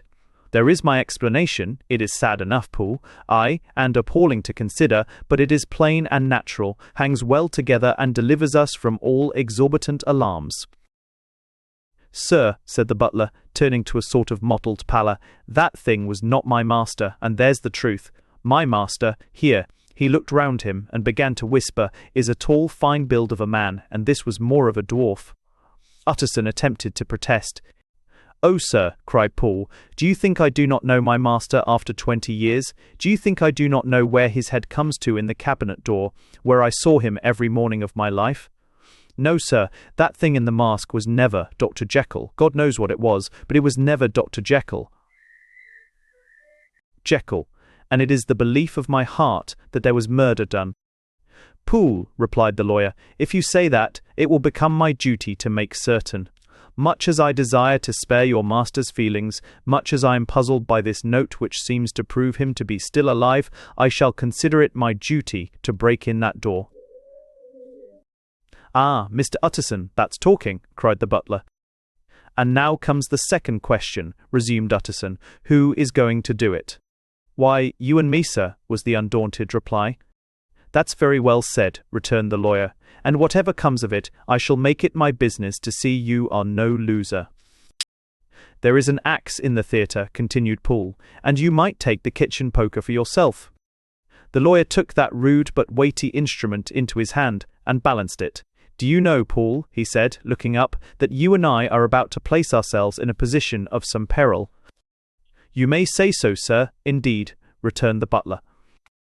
"It is well, then, that we should be frank," said the other. "We both think more than we have said. Let us make a clean breast. This masked figure that you saw, did you recognize it?" "Well, sir, it went so quick, and the creature was so doubled up, that I could hardly swear to that," was the answer. "But if you mean, was it Mr. Hyde? Why, yes, I think it was. You see, it was much of the same bigness, and it had the same quick, light way with it, and then who else could have got in by the laboratory door? You have not forgot, sir, that at the time of the murder he had still the key with him, but that's not all. I don't know, Mr. Utterson, if you ever met this Mr. Hyde." "Yes," said the lawyer, "I once spoke with him." "Then you must know as well as the rest of us that there was something queer about that gentleman, something that gave a man a turn, I don't know rightly how to say it, sir, beyond this, that you felt in your marrow kind of cold and thin." "I own I felt something of what you describe," said Mr. Utterson. "Quite so, sir," returned Poole. "Well, when that masked thing like a monkey jumped from among the chemicals and whipped into the cabinet, it went down my spine like ice. Oh, I know it's not evidence, Mr. Utterson, I'm book-learned enough for that, but a man has his feelings, and I give you my Bible word, it was Mr. Hyde."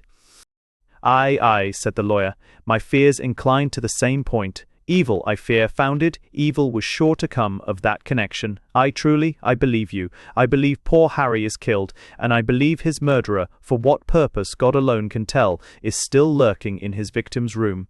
Well, let our name be Vengeance Room. Call Bradshaw.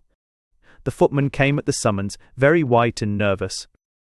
Pull yourself together, Bradshaw, said the lawyer. This suspense, I know, is telling upon all of you, but it is now our intention to make an end of it. Poole, here, and I are going to force our way into the cabinet. Meanwhile, lest anything should really be amiss, or any malefactor seek to escape by the back, you and the boy must go round the corner with a pair of good sticks and take your post at the laboratory door. We give you 10 minutes to get to your stations. As Bradshaw left, the lawyer looked at his watch. And now, Poole, let us get to ours, he said, and taking the poker under his arm, led the way into the yard. The scud had banked over the moon, and it was now quite dark. The wind, which only broke in puffs and draughts into that deep well of building, tossed the light of the candle to and fro about their steps until they came into the shelter of the theatre, where they sat down silently to wait.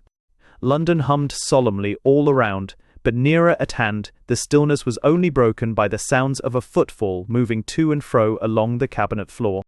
"So it will walk all day, sir," whispered Poole. "Aye, and the better part of the night. Only when a new sample comes from the chemist, there's a bit of a break. Ah, it's an ill conscience that's such an enemy to rest. Ah, sir, there's blood foully shed in every step of it. But hark again, a little closer. Put your heart in your ears, Mr. Utterson, and tell me, is that the doctor's foot?" The steps fell lightly and oddly, with a certain swing. For all they went so slowly, it was different indeed from the heavy creaking tread of Henry Jekyll. Utterson sighed. "Is there never anything else?" he asked. Poole nodded. "Once," he said. "Once I heard it weeping." "Weeping? How that?" said the lawyer, conscious of a sudden chill of horror. "Weeping like a woman, or a lost soul," said the butler. "I came away with that upon my heart, that I could have wept too." But now the 10 minutes drew to an end. Poole disinterred the axe from under a stack of packing straw. The candle was set upon the nearest table to light them to the attack, and they drew near with bated breath to where that patient foot was still going up and down in the quiet of the night. "Jekyll," cried Utterson, with a loud voice, "I demand to see you." He paused a moment, but there came no reply. "I give you fair warning, our suspicions are aroused, and I must and shall see you." He resumed, "If not by fair means, then by foul, if not of your consent, then by brute force." "Utterson," said the voice, "for God's sake, have mercy." "Ah, that's not Jekyll's voice, it's Hyde's," cried Utterson. "Down with the door, Poole." Poole swung the axe over his shoulder. The blow shook the building, and the red baize door leaped against the lock and hinges. A dismal screech, as of mere animal terror, rang from the cabinet. Up went the axe again, and again the panels crashed and the frame bounded. 4 times the blow fell. But the wood was tough, and the fittings were of excellent workmanship, and it was not until the 5th that the lock burst and the wreck of the door fell inwards on the carpet. The besiegers, appalled by their own riot and the stillness that had succeeded, stood back a little and peered in. There lay the cabinet before their eyes in the quiet lamplight, a good fire blowing and chattering on the hearth, the kettle singing its thin strain, a drawer or two open, papers neatly set forth on the business table, and nearer the fire the things laid out for tea. The quietest room, you would have said, and, but for the glazed presses full of chemicals, the most commonplace that night in London. Right in the middle there lay the body of a man sorely contorted and still twitching. They drew near on tiptoe, turned it on its back, and beheld the face of Edward Hyde. He was dressed in clothes far too large for him, clothes of the doctor's bigness. The cords of his face still moved with a semblance of life, but life was quite gone, and by the crushed phial in the hand and the strong smell of kernels that hung upon the air, Utterson knew that he was looking on the body of a self-destroyer. "We have come too late," he said sternly. "Whether to save or punish, Hyde is gone to his account, and it only remains for us to find the body of your master." The far greater proportion of the building was occupied by the theatre, which filled almost the whole ground story and was lighted from above, and by the cabinet, which formed an upper story at one end and looked upon the court. A corridor joined the theatre to the door on the by-street, and with this the cabinet communicated separately by a second flight of stairs. There were besides a few dark closets and a spacious cellar. All these they now thoroughly examined. Each closet needed but a glance, for all were empty, and all, by the dust that fell from their doors, had stood long unopened. The cellar, indeed, was filled with crazy lumber, mostly dating from the times of the surgeon who was Jekyll's predecessor. But even as they opened the door, they were advertised of the uselessness of further search by the fall of a perfect mat of cobweb which had for years sealed up the entrance. Nowhere was there any trace of Henry Jekyll, dead or alive. Poole stamped on the flags of the corridor. "He must be buried here," he said, hearkening to the sound. "Or he may have fled," said Utterson, and he turned to examine the door in the by-street. It was locked, and lying nearby on the flags they found the key already stained with rust. "This does not look like use," observed the lawyer. "Use," echoed Poole. "Do you not see, sir, it is broken, much as if a man had stamped on it?" "Aye," continued Utterson, "and the fractures, too, are rusty." The two men looked at each other with a scare. "This is beyond me, Poole," said the lawyer. "Let us go back to the cabinet." They mounted the stair in silence, and still with an occasional awe-struck glance at the dead body, proceeded more thoroughly to examine the contents of the cabinet. At one table there were traces of chemical work, various measured heaps of some white salt being laid on glass saucers, as though for an experiment in which the unhappy man had been prevented. "That is the same drug that I was always bringing him," said Poole, and even as he spoke, the kettle with a startling noise boiled over. This brought them to the fireside, where the easy-chair was drawn cosily up, and the tea-things stood ready to the sitter's elbow, the very sugar in the cup. There were several books on a shelf. One lay beside the tea-things open, and Utterson was amazed to find it, a copy of a pious work, for which Jekyll had several times expressed a great esteem, annotated in his own hand with startling blasphemies. Next, in the course of their review of the chamber, the searchers came to the cheval glass, into whose depths they looked with an involuntary horror. But it was so turned as to show them nothing but the rosy glow playing on the roof, the fire sparkling in 100 repetitions along the glazed front of the presses, and their own pale and fearful countenances stooping to look in. "This glass has seen some strange things, sir," whispered Poole. "And surely none stranger than itself," echoed the lawyer in the same tones. "For what did Jekyll—" He caught himself up at the word with a start, and then conquering the weakness, "What could Jekyll want with it?" he said. "You may say that," said Poole. Next they turned to the business table. On the desk, among the neat array of papers, a large envelope was uppermost, and bore in the doctor's hand the name of Mr. Utterson. The lawyer unsealed it, and several enclosures fell to the floor. The first was a will, drawn in the same eccentric terms as the one which he had returned 6 months before, to serve as a testament in case of death and as a deed of gift in case of disappearance. But in place of the name of Edward Hyde, the lawyer, with indescribable amazement, read the name of Gabriel John Utterson. He looked at Poole and then back at the paper, and last of all at the dead malefactor stretched upon the carpet. "My head goes round," he said. "He has been all these days in possession. He had no cause to like me. He must have raged to see himself displaced, and he has not destroyed this document." He caught up the next paper. It was a brief note in the doctor's hand, and dated at the top. "Oh, Poole," the lawyer cried. "He was alive and here this day. He cannot have been disposed of in so short a space. He must be still alive. He must have fled." And then, why fled? And in that case, can we venture to declare this suicide? Oh, we must be careful. I foresee that we may yet involve your master in some dire catastrophe. "Why don't you read it, sir?" asked Poole. "Because I fear," replied the lawyer solemnly. "God grant I have no cause for it." And with that he brought the paper to his eyes and read as follows.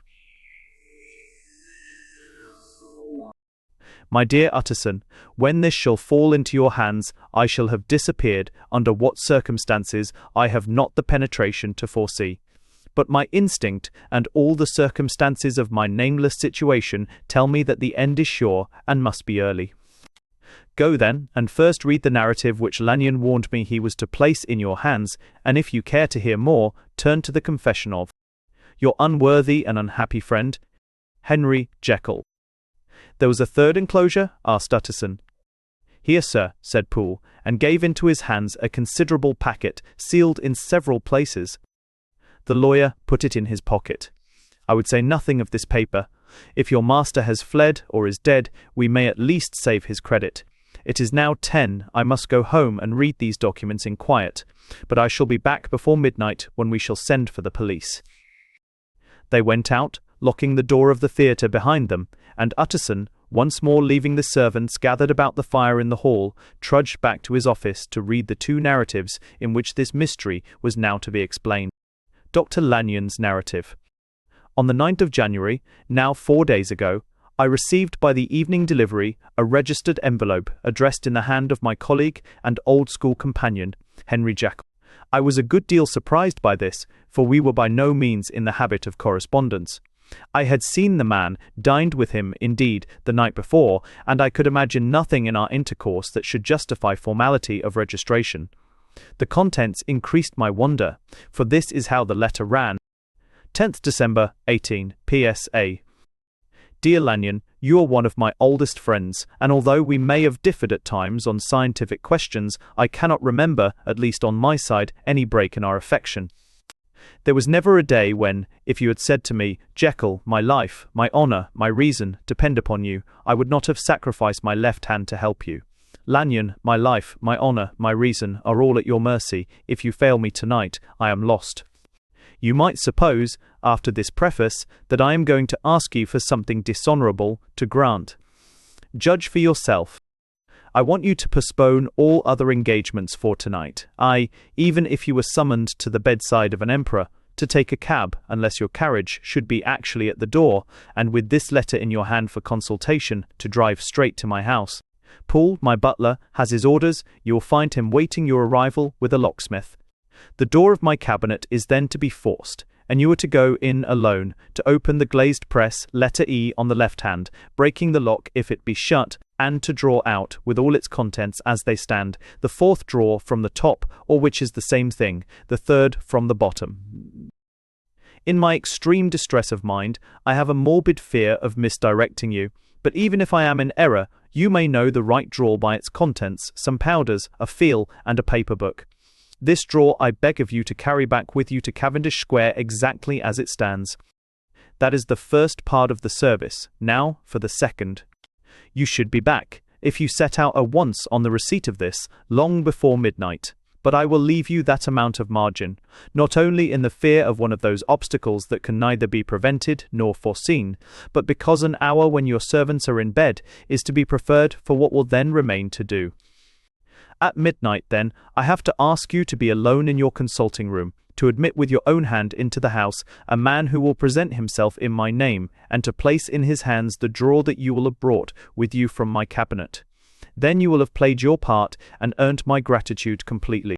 5 minutes afterwards, if you insist upon an explanation, you will have understood that these arrangements are of capital importance, and that by the neglect of one of them, fantastic as they must appear, you might have charged your conscience with my death or the shipwreck of my reason. Confident as I am that you will not trifle with this appeal, my heart sinks and my hand trembles at the bare thought of such a possibility. Think of me at this hour, in a strange place, labouring under a blackness of distress that no fancy can exaggerate, and yet well aware that, if you will but punctually serve me, my troubles will roll away like a story that is told. Serve me, my dear Lanyon. Your friend, H.J. P.S. I had already sealed this up when a fresh terror struck upon my soul. It is possible that the post office may fail me, and this letter not come into your hands until tomorrow morning. In that case, dear Lanyon, do my errand when it shall be most convenient for you in the course of the day, and once more expect my messenger at midnight. It may then already be too late, and if that night passes without event, you will know that you have seen the last of Henry Jekyll. Upon the reading of this letter, I made sure my colleague was insane, but till that was proved beyond the possibility of doubt, I felt bound to do as he requested. The less I understood of this farrago, the less I was in a position to judge of its importance, and an appeal so worded could not be set aside without a grave responsibility. The butler was awaiting my arrival. He had received by the same post as mine a registered letter of instruction, and had sent at once for a locksmith and a carpenter. The tradesman came while we were yet speaking, and we moved in a body to old Dr. Denman's surgical theatre, from which, as you are doubtless aware, Jekyll's private cabinet is most conveniently entered. The door was very strong, the lock excellent. The carpenter avowed he would have great trouble and have to do much damage if force were to be used, and the locksmith was near despair. But this last was a handy fellow, and after 2 hours' work the door stood open. The press marked E was unlocked, and I took out the drawer, had it filled up with straw and tied in a sheet, and returned with it to Cavendish Square. Here I proceeded to examine its contents. The powders were neatly enough made up, but not with the nicety of the dispensing chemist, so that it was plain they were of Jekyll's private manufacture. And when I opened one of the wrappers, I found what seemed to me a simple crystalline salt of a white colour. The phial, to which I next turned my attention, might have been about half full of a blood-red liquor, which was highly pungent to the sense of smell, and seemed to me to contain phosphorus and some volatile ether. At the other ingredients I could make no guess. The book was an ordinary version book, and contained little but a series of dates. These covered a period of many years, but I observed that the entries ceased nearly a year ago, and quite abruptly.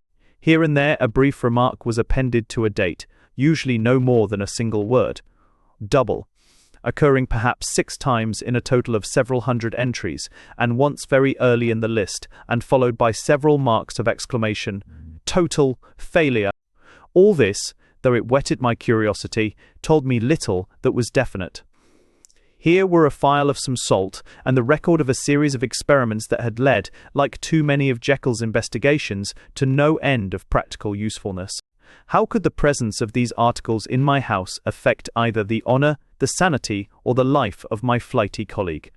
If his messenger could go to one place, why could he not go to another? And even granting some impediment, why was this gentleman to be received by me in secret? The more I reflected, the more convinced I grew that I was dealing with a case of cerebral disease, and though I dismissed my servants to bed, I loaded an old revolver, that I might be found in some posture of self-defence. 12 o'clock had scarce rung out over London ere the knocker sounded very gently on the door. I went myself at the summons, and found a small man crouching against the pillars of the portico. "Are you come from Dr. Jekyll?" I asked. He told me yes by a constrained gesture, and when I had bidden him enter, he did not obey me without a searching backward glance into the darkness of the square. There was a policeman not far off, advancing with his bull's-eye open, and at the sight I thought my visitor started and made greater haste. These particulars struck me, I confess, disagreeably, and as I followed him into the bright light of the consulting room, I kept my hand ready on my weapon. Here, at last, I had a chance of clearly seeing him. I had never set eyes on him before, so much was certain. He was small, as I have said. I was struck, besides, with the shocking expression of his face, with his remarkable combination of great muscular activity and great apparent debility of constitution, and, last but not least, with the odd, subjective disturbance caused by his neighbourhood. This bore some resemblance to incipient rigour, and was accompanied by a marked sinking of the pulse. At the time, I set it down to some idiosyncratic, personal distaste, and merely wondered at the acuteness of the symptoms. But I have since had reason to believe the cause to lie much deeper in the nature of man, and to turn on some nobler hinge than the principle of hatred.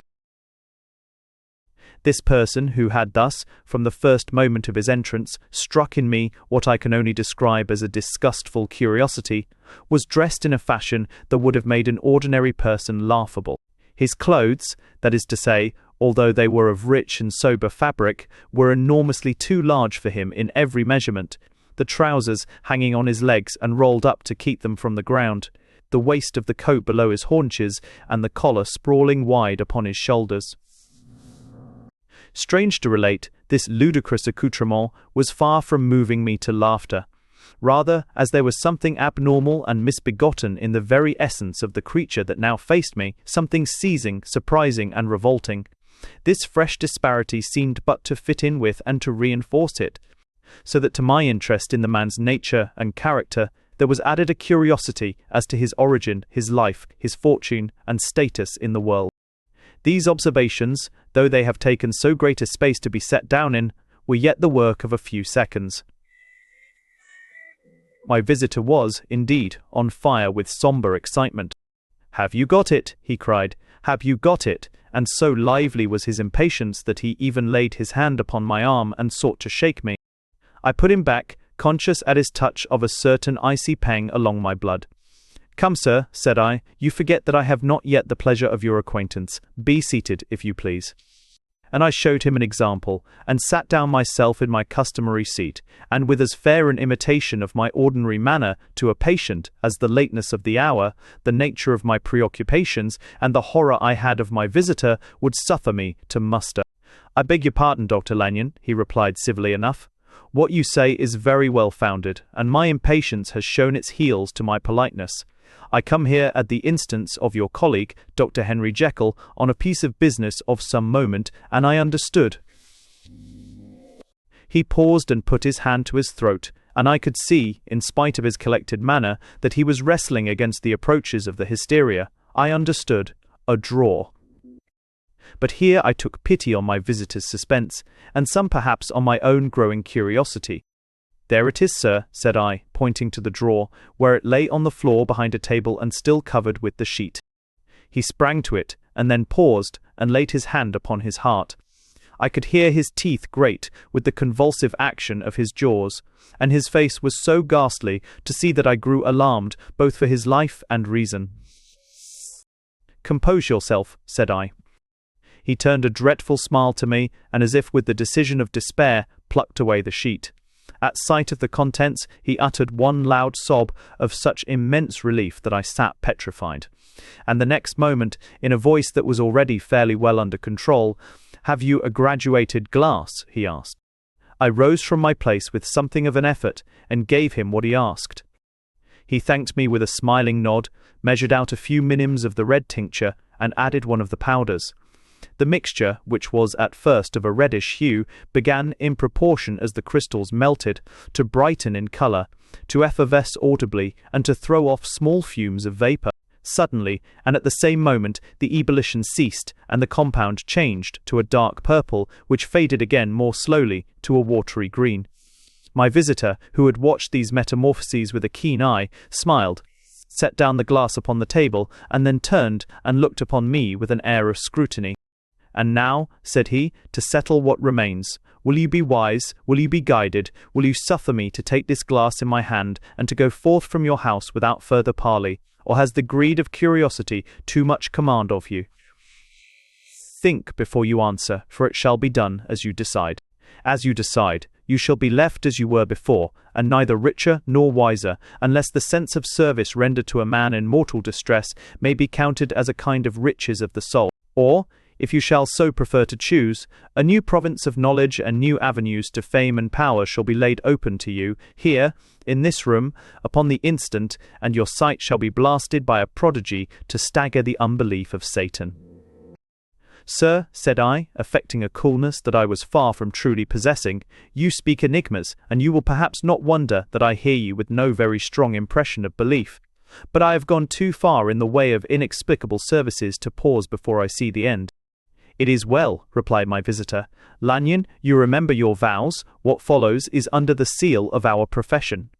And now, you who have so long been bound to the most narrow and material views, you who have denied the virtue of transcendental medicine, you who have derided your superiors, behold." He put the glass to his lips, and drank at one gulp.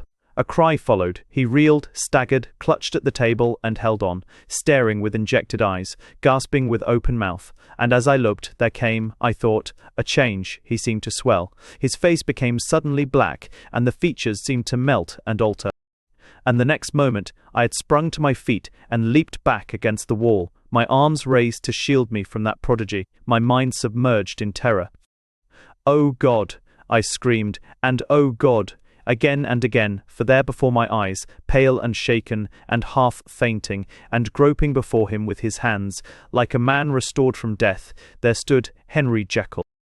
What he told me in the next hour, I cannot bring my mind to set on paper. I saw what I saw, I heard what I heard, and my soul sickened at it. And yet now, when that sight has faded from my eyes, I ask myself if I believe it, and I cannot answer.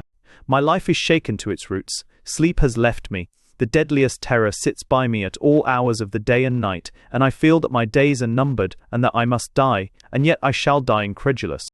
As for the moral turpitude that man unveiled to me, even with tears of penitence, I cannot, even in memory, dwell on it without a start of horror. I will say but one thing, Utterson, and that, if you can bring your mind to credit it, will be more than enough.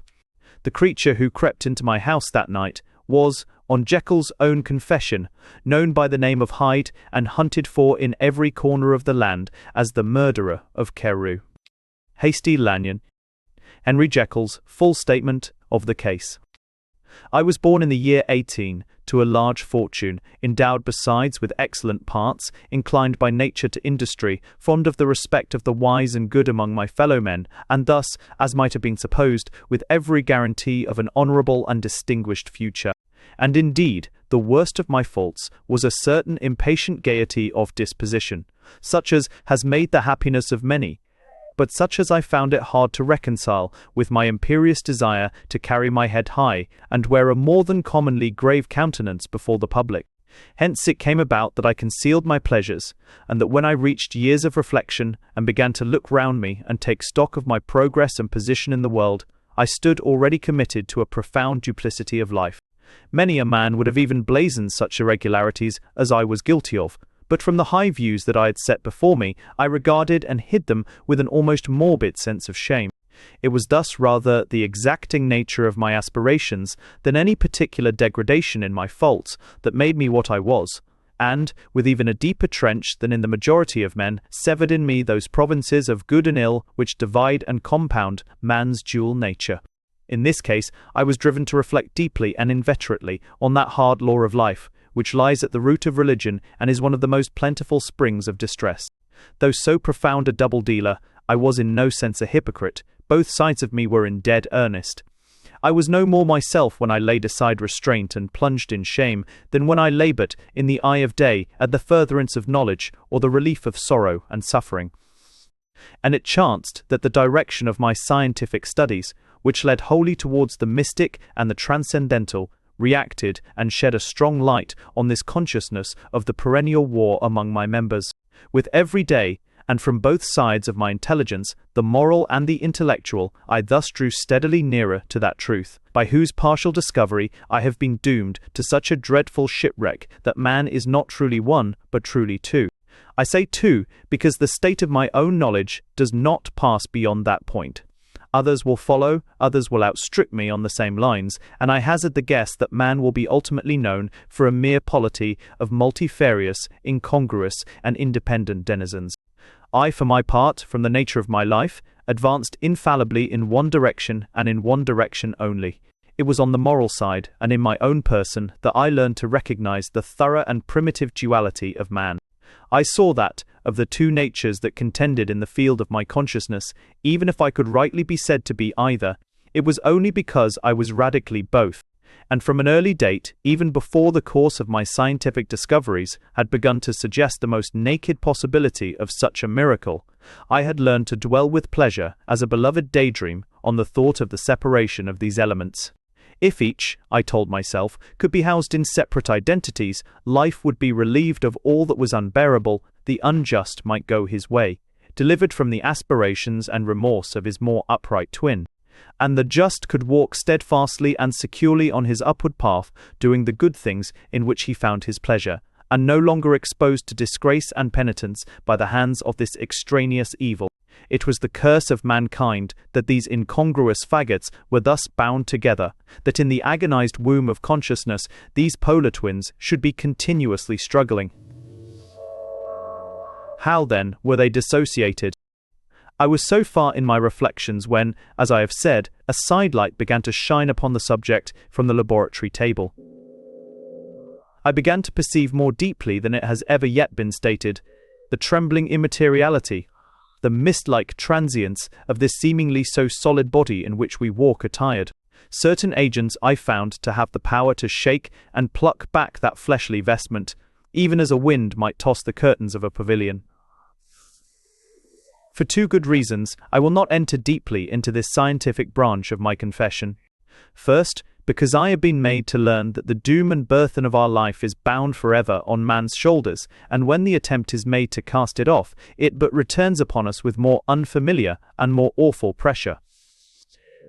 Second, because, as my narrative will make, alas, too evident, my discoveries were incomplete.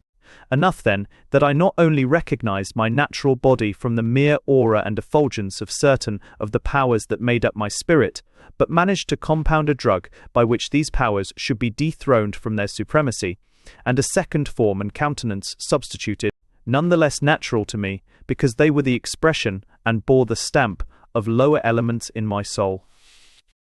I hesitated long before I put this theory to the test of practice. I knew well that I risked death, for any drug that so potently controlled and shook the very fortress of identity might, by the least scruple of an overdose, or at the least inopportunity in the moment of exhibition, utterly blot out that immaterial tabernacle which I looked to it to change. But the temptation of a discovery so singular and profound at last overcame the suggestions of alarm. I had long since prepared my tincture. I purchased at once from a firm of wholesale chemists a large quantity of a particular salt, which I knew from my experiments to be the last ingredient required. And late one accursed night, I compounded the elements, watched them boil and smoke together in the glass, and when the ebullition had subsided, with a strong glow of courage, drank off the potion. The most racking pangs succeeded, a grinding in the bones, deadly nausea, and a horror of the spirit that cannot be exceeded at the hour of birth or death. Then these agonies began swiftly to subside, and I came to myself as if out of a great sickness. There was something strange in my sensations, something indescribably new and, from its very novelty, incredibly sweet. I felt younger, lighter, happier in body. Within, I was conscious of a heady recklessness, a current of disordered sensual images running like a mill race in my fancy, a solution of the bonds of obligation, an unknown but not an innocent freedom of the soul. I knew myself, at the first breath of this new life, to be more wicked, tenfold more wicked, sold a slave to my original evil, and the thought, in that moment, braced and delighted me like wine. I stretched out my hands, exulting in the freshness of these sensations, and in the act, I was suddenly aware that I had lost in stature. There was no mirror, at that date, in my room. That which stands beside me as I write was brought there later on, and for the very purpose of these transformations. The night, however, was far gone into the morning. The morning, black as it was nearly right for the conception of the day. The inmates of my house were locked in the most rigorous hours of slumber, and I determined, flushed as I was with hope and triumph, to venture in my new shape as far as to my bedroom.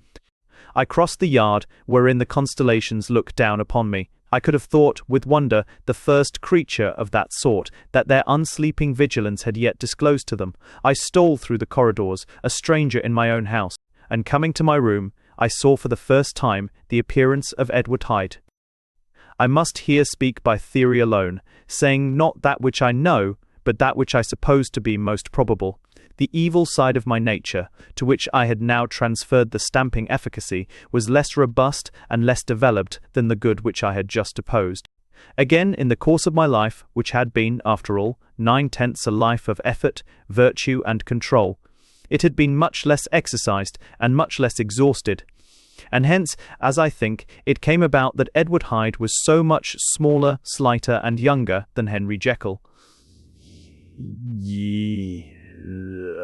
Even as good shone upon the countenance of the one, evil was written broadly and plainly on the face of the other. Evil besides, which I must still believe to be the lethal side of man, had left on that body an imprint of deformity and decay. And yet when I looked upon that ugly idol in the glass, I was conscious of no repugnance, rather of a leap of welcome. This, too, was myself. It seemed natural and human. In my eyes, it bore a livelier image of the spirit. It seemed more express and single than the imperfect and divided countenance I had been hitherto accustomed to call mine. I have observed that when I wore the semblance of Edward Hyde, none could come near to me at first without a visible misgiving of the flesh. This, as I take it, was because all human beings, as we meet them, are commingled out of good and evil, and Edward Hyde, alone in the ranks of mankind, was pure evil. I lingered but a moment at the mirror. The second and conclusive experiment had yet to be attempted. It yet remained to be seen if I had lost my identity beyond redemption and must flee before daylight from a house that was no longer mine. And hurrying back to my cabinet, I once more prepared and drank the cup, once more suffered the pangs of dissolution, and came to myself once more with the character, the stature, and the face of Henry Jekyll. That night I had come to the fatal crossroads. Had I approached my discovery in a more noble spirit, had I risked the experiment while under the empire of generous or pious aspirations, all must have been otherwise, and from these agonies of death and birth I had come forth an angel instead of a fiend. The drug had no discriminating action. It was neither diabolical nor divine. It but shook the doors of the prison house of my disposition, and like the captives of Philippi, that which stood within ran forth. At that time my virtue slumbered. My evil, kept awake by ambition, was alert and swift to seize the occasion, and the thing that was projected was Edward Hyde. Hence, although I had now two characters as well as two appearances, one was wholly evil and the other was still the old Henry Jekyll, that incongruous compound of whose reformation and improvement I had already learned to despair. The movement was thus wholly toward the worse. Even at that time, I had not conquered my aversions to the dryness of a life of study. I would still be merrily disposed at times, and as my pleasures were, to say the least, undignified, and I was not only well known and highly considered, but growing towards the elderly man, this incoherency of my life was daily growing more unwelcome. It was on this side that my new power tempted me until I fell in slavery. I had but to drink the cup, to doff at once the body of the noted professor, and to assume, like a thick cloak, that of Edward Hyde. I smiled at the notion. It seemed to me at the time to be humorous, and I made my preparations with the most studious care. I took and furnished that house in Soho, to which Hyde was tracked by the police, and engaged as a housekeeper a creature whom I knew well to be silent and unscrupulous. Hyde, whom I described, was to have full liberty and power about my house in the square, and to parry mishaps I even called and made myself a familiar object in my second character. I next drew up that will to which you so much objected, so that if anything befell me in the person of Dr. Jekyll, I could enter on that of Edward Hyde without pecuniary loss. And thus fortified, as I supposed, on every side, I began to profit by the strange immunities of my position. Men have before hired bravos to transact their crimes, while their own person and reputation sat under shelter. I was the first that ever did so for his pleasures. I was the first that could plod in the public eye with a load of genial respectability, and in a moment, like a schoolboy, strip off these lendings and spring headlong into the sea of liberty. But for me, in my impenetrable mantle, the safety was complete. Think of it, I did not even exist. Let me but escape into my laboratory door. Give me but a second or two to mix and swallow the draught that I had always standing ready, and whatever he had done, Edward Hyde would pass away like the stain of breath upon a mirror. And there in his stead, quietly at home, trimming the midnight lamp in his study, a man who could afford to laugh at suspicion, would be Henry Jekyll. The pleasures which I made haste to seek in my disguise were, as I have said, undignified. I would scarce use a harder term, but in the hands of Edward Hyde they soon began to turn toward the monstrous. When I would come back from these excursions, I was often plunged into a kind of wonder at my vicarious depravity. This familiar that I called out of my own soul, and sent forth alone to do his good pleasure, was a being inherently malign and villainous.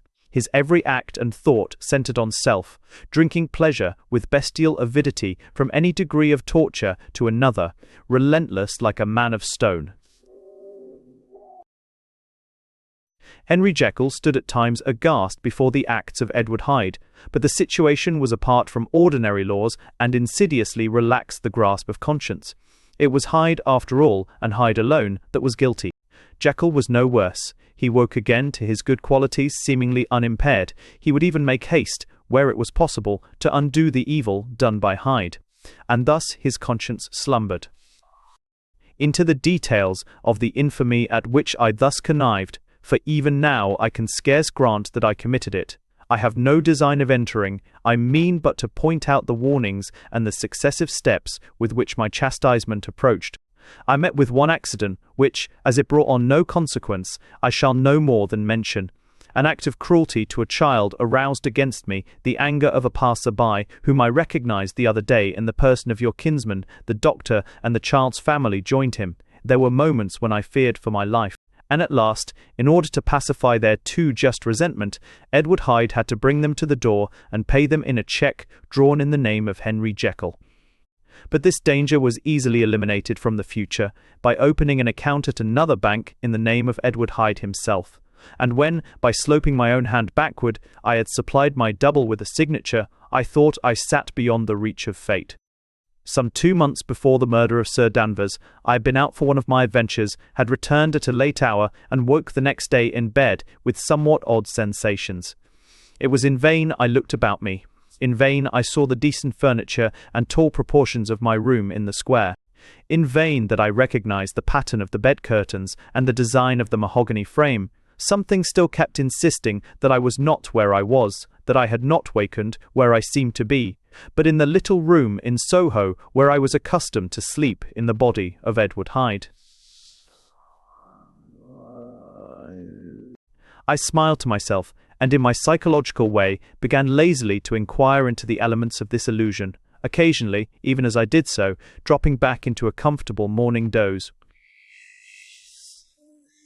I was still so engaged when, in one of my more wakeful moments, my eyes fell upon my hand. Now the hand of Henry Jekyll, as you have often remarked, was professional in shape and size. It was large, firm, white, and comely. But the hand which I now saw, clearly enough, in the yellow light of a mid-London morning, lying half shut on the bedclothes, was lean, corded, knuckly, of a dusky pallor, and thickly shaded with a swart growth of hair. It was the hand of Edward Hyde. I must have stared upon it for near half a minute, sunk as I was in the mere stupidity of wonder, before terror woke up in my breast as sudden and startling as the crash of cymbals, and bounding from my bed, I rushed to the mirror. At the sight that met my eyes, my blood was changed into something exquisitely thin and icy. Yes, I had gone to bed Henry Jekyll. I had awakened Edward Hyde. How was this to be explained? I asked myself, and then, with another bound of terror, how was it to be remedied? It was well on in the morning, the servants were up, all my drugs were in the cabinet, a long journey down 2 pairs of stairs, through the back passage, across the open court, and through the anatomical theatre, from where I was then standing, horror-struck. It might indeed be possible to cover my face, but of what use was that, when I was unable to conceal the alteration in my stature? And then, with an overpowering sweetness of relief, it came back upon my mind that the servants were already used to the coming and going of my second self. I had soon dressed, as well as I was able, in clothes of my own size, had soon passed through the house, where Bradshaw stared and drew back at seeing Mr. Hyde at such an hour and in such a strange array, and 10 minutes later, Dr. Jekyll had returned to his own shape, and was sitting down, with a darkened brow, to make a feint of breakfasting. Small indeed was my appetite. This inexplicable incident, this reversal of my previous experience, seemed, like the Babylonian finger on the wall, to be spelling out the letters of my judgment, and I began to reflect more seriously than ever before on the issues and possibilities of my double existence. That part of me which I had the power of projecting had lately been much exercised and nourished. It had seemed to me of late as though the body of Edward Hyde had grown in stature, as though when I wore that form I were conscious of a more generous tide of blood, and I began to spy a danger that, if this were much prolonged, the balance of my nature might be permanently overthrown, the power of voluntary change be forfeited, and the character of Edward Hyde become irrevocably mine. Once, very early in my career, it had totally failed me. Since then, I had been obliged on more than one occasion to double, and once, with infinite risk of death, to treble the amount, and these rare uncertainties had cast hitherto the sole shadow on my contentment. Now, however, and in the light of that morning's accident, I was led to remark that whereas, in the beginning, the difficulty had been to throw off the body of Jekyll, it had of late gradually but decidedly transferred itself to the other side. All things therefore seemed to point to this, that I was slowly losing hold of my original and better self, and becoming slowly incorporated with my second and worse. Between these two, I now felt I had to choose. My two natures had memory in common, but all other faculties were most unequally shared between them. Jekyll, who was composite, now with the most sensitive apprehensions, now with a greedy gusto, projected and shared in the pleasures and adventures of Hyde. But Hyde was indifferent to Jekyll, or but remembered him as the mountain bandit remembers the cavern in which he conceals himself from pursuit. Jekyll had more than a father's interest. Hyde had more than a son's indifference. To cast in my lot with Jekyll was to die to those appetites which I had long secretly indulged and had of late begun to pamper. To cast it in with Hyde was to die to 1,000 interests and aspirations, and to become, at a blow and forever, despised and friendless. The bargain might appear unequal, but there was still another consideration in the scales. For while Jekyll would suffer smartingly in the fires of abstinence, Hyde would be not even conscious of all that he had lost. Much the same inducements and alarms cast the die for any tempted and trembling sinner, and it fell out with me, as it falls with so vast a majority of my fellows, that I chose the better part, and was found wanting in the strength to keep to it. Yes, I preferred the elderly and discontented doctor, surrounded by friends and cherishing honest hopes, and bade a resolute farewell to the liberty, the comparative youth, the light step, leaping impulses and secret pleasures, that I had enjoyed in the disguise of Hyde. I made this choice, perhaps with some unconscious reservation, for I neither gave up the house in Soho, nor destroyed the clothes of Edward Hyde, which still lay ready in my cabinet. For 2 months, however, I was true to my determination. For 2 months, I led a life of such severity as I had never before attained to, and enjoyed the compensations of an approving conscience. But time began at last to obliterate the freshness of my alarm.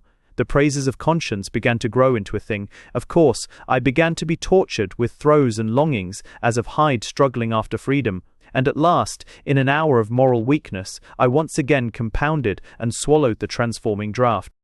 I do not suppose that, when a drunkard reasons with himself upon his vice, he is once out of 500 times affected by the dangers that he runs through his brutish, physical insensibility. Neither had I, long as I had considered my position, made enough allowance for the complete moral insensibility and insensate readiness to evil, which were the leading characters of Edward Hyde. Yet it was by these that I was punished. My devil had been long caged, he came out roaring. I was conscious, even when I took the draught, of a more unbridled, a more furious propensity to ill. It must have been this, I suppose, that stirred in my soul that tempest of impatience with which I listened to the civilities of my unhappy victim. I declare, at least, before God, no man morally sane could have been guilty of that crime upon so pitiful a provocation, and that I struck in no more reasonable spirit than that in which a sick child may break a plaything.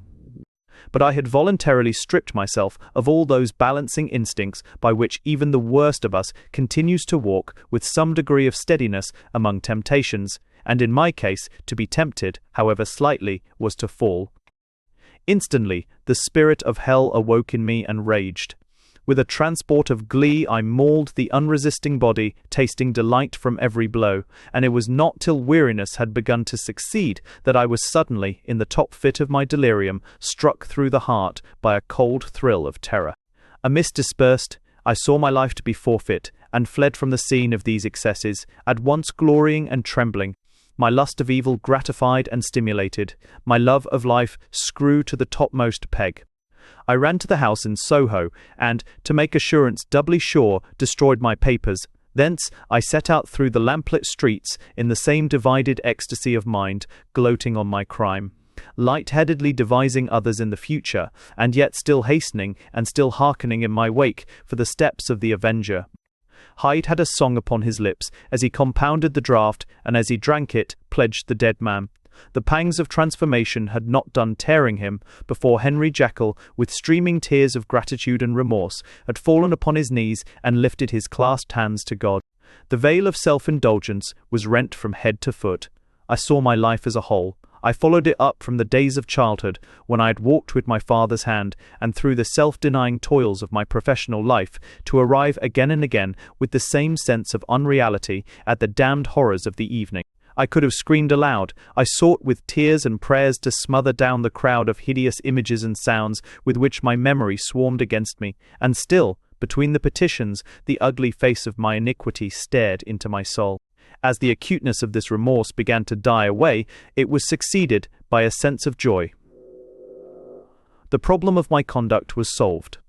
Hyde was thenceforth impossible. Whether I would or not, I was now confined to the better part of my existence, and oh, how I rejoiced to think of it!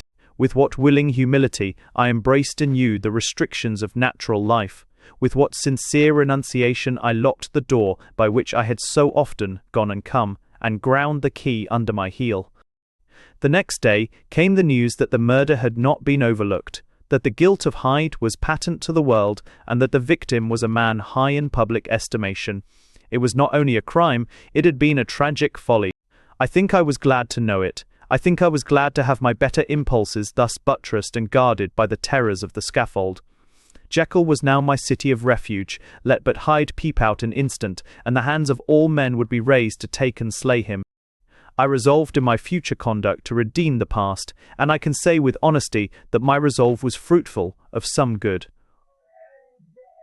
You know yourself how earnestly, in the last months of the last year, I laboured to relieve suffering. You know that much was done for others, and that the days passed quietly, almost happily, for myself. Nor can I truly say that I wearied of this beneficent and innocent life. I think instead that I daily enjoyed it more completely, but I was still cursed with my duality of purpose. And as the first edge of my penitence wore off, the lower side of me, so long indulged, so recently chained down, began to growl for license. Not that I dreamed of resuscitating Hyde, the bare idea of that would startle me to frenzy. No, it was in my own person that I was once more tempted to trifle with my conscience, and it was as an ordinary secret sinner that I at last fell before the assaults of temptation. There comes an end to all things, the most capacious measure is filled at last, and this brief condescension to my evil finally destroyed the balance of my soul. And yet I was not alarmed, the fall seemed natural, like a return to the old days before I had made my discovery. It was a fine, clear January day, wet underfoot where the frost had melted, but cloudless overhead, and the Regent's Park was full of winter chirrupings and sweet with spring odours.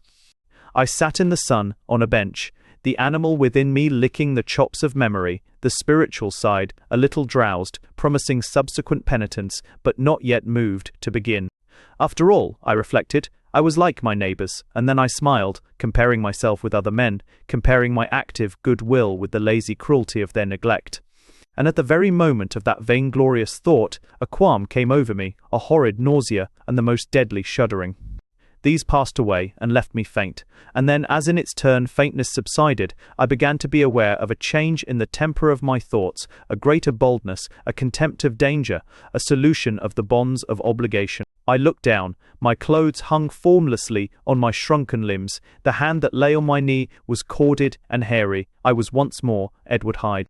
A moment before I had been safe of all men's respect, wealthy, beloved, the cloth laying for me in the dining room at home, and now I was the common quarry of mankind, hunted, houseless, a known murderer, thrall to the gallows. My reason wavered, but it did not fail me utterly. I have more than once observed that in my second character my faculties seemed sharpened to a point and my spirits more tensely elastic. Thus it came about that, where Jekyll perhaps might have succumbed, Hyde rose to the importance of the moment. My drugs were in one of the presses of my cabinet. How was I to reach them? That was the problem that, crushing my temples in my hands, I set myself to solve. The laboratory door I had closed. If I sought to enter by the house, my own servants would consign me to the gallows. I saw I must employ another hand, and thought of Lanyon. How was he to be reached? How persuaded? Supposing that I escaped capture in the streets, how was I to make my way into his presence? And how should I, an unknown and displeasing visitor, prevail on the famous physician to rifle the study of his colleague Dr. Jekyll? Then I remembered that of my original character one part remained to me. I could write my own hand, and once I had conceived that kindling spark, the way that I must follow became lighted up from end to end. Thereupon I arranged my clothes as best I could, and summoning a passing hansom, drove to an hotel in Portland Street, the name of which I chanced to remember. At my appearance, which was indeed comical enough, however tragic a fate these garments covered, the driver could not conceal his mirth. I gnashed my teeth upon him with a gust of devilish fury, and the smile withered from his face, happily for him, yet more happily for myself, for in another instant I'd certainly dragged him from his perch. At the inn, as I entered, I looked about me with so black a countenance as made the attendants tremble. Not a look did they exchange in my presence, but obsequiously took my orders, led me to a private room, and brought me wherewithal to write. Hyde, in danger of his life, was a creature new to me, shaken with inordinate anger, strung to the pitch of murder, lusting to inflict pain. Yet the creature was astute, mastered his fury with a great effort of the will, composed his 2 important letters, one to Lanyon and one to Paul, and that he might receive actual evidence of their being posted, sent them out with directions that they should be registered. Thenceforward he sat all day over the fire in the private room, gnawing his nails. There he dined, sitting alone with his fears, the waiter visibly quailing before his eye, and thence, when the night was fully come, he set forth in the corner of a closed cab, and was driven to and fro about the streets of the city. He, I say, I cannot say, I. That child of hell had nothing human, nothing lived in him but fear and hatred. And when at last, thinking the driver had begun to grow suspicious, he discharged the cab and ventured on foot, attired in his misfitting clothes, an object marked out for observation, into the midst of the nocturnal passengers. These 2 base passions raged within him like a tempest. He walked fast, hunted by his fears, chattering to himself, skulking through the less frequented thoroughfares, counting the minutes that still divided him from midnight. Once a woman spoke to him, offering, I think, a box of lights. He smote her in the face, and she fled.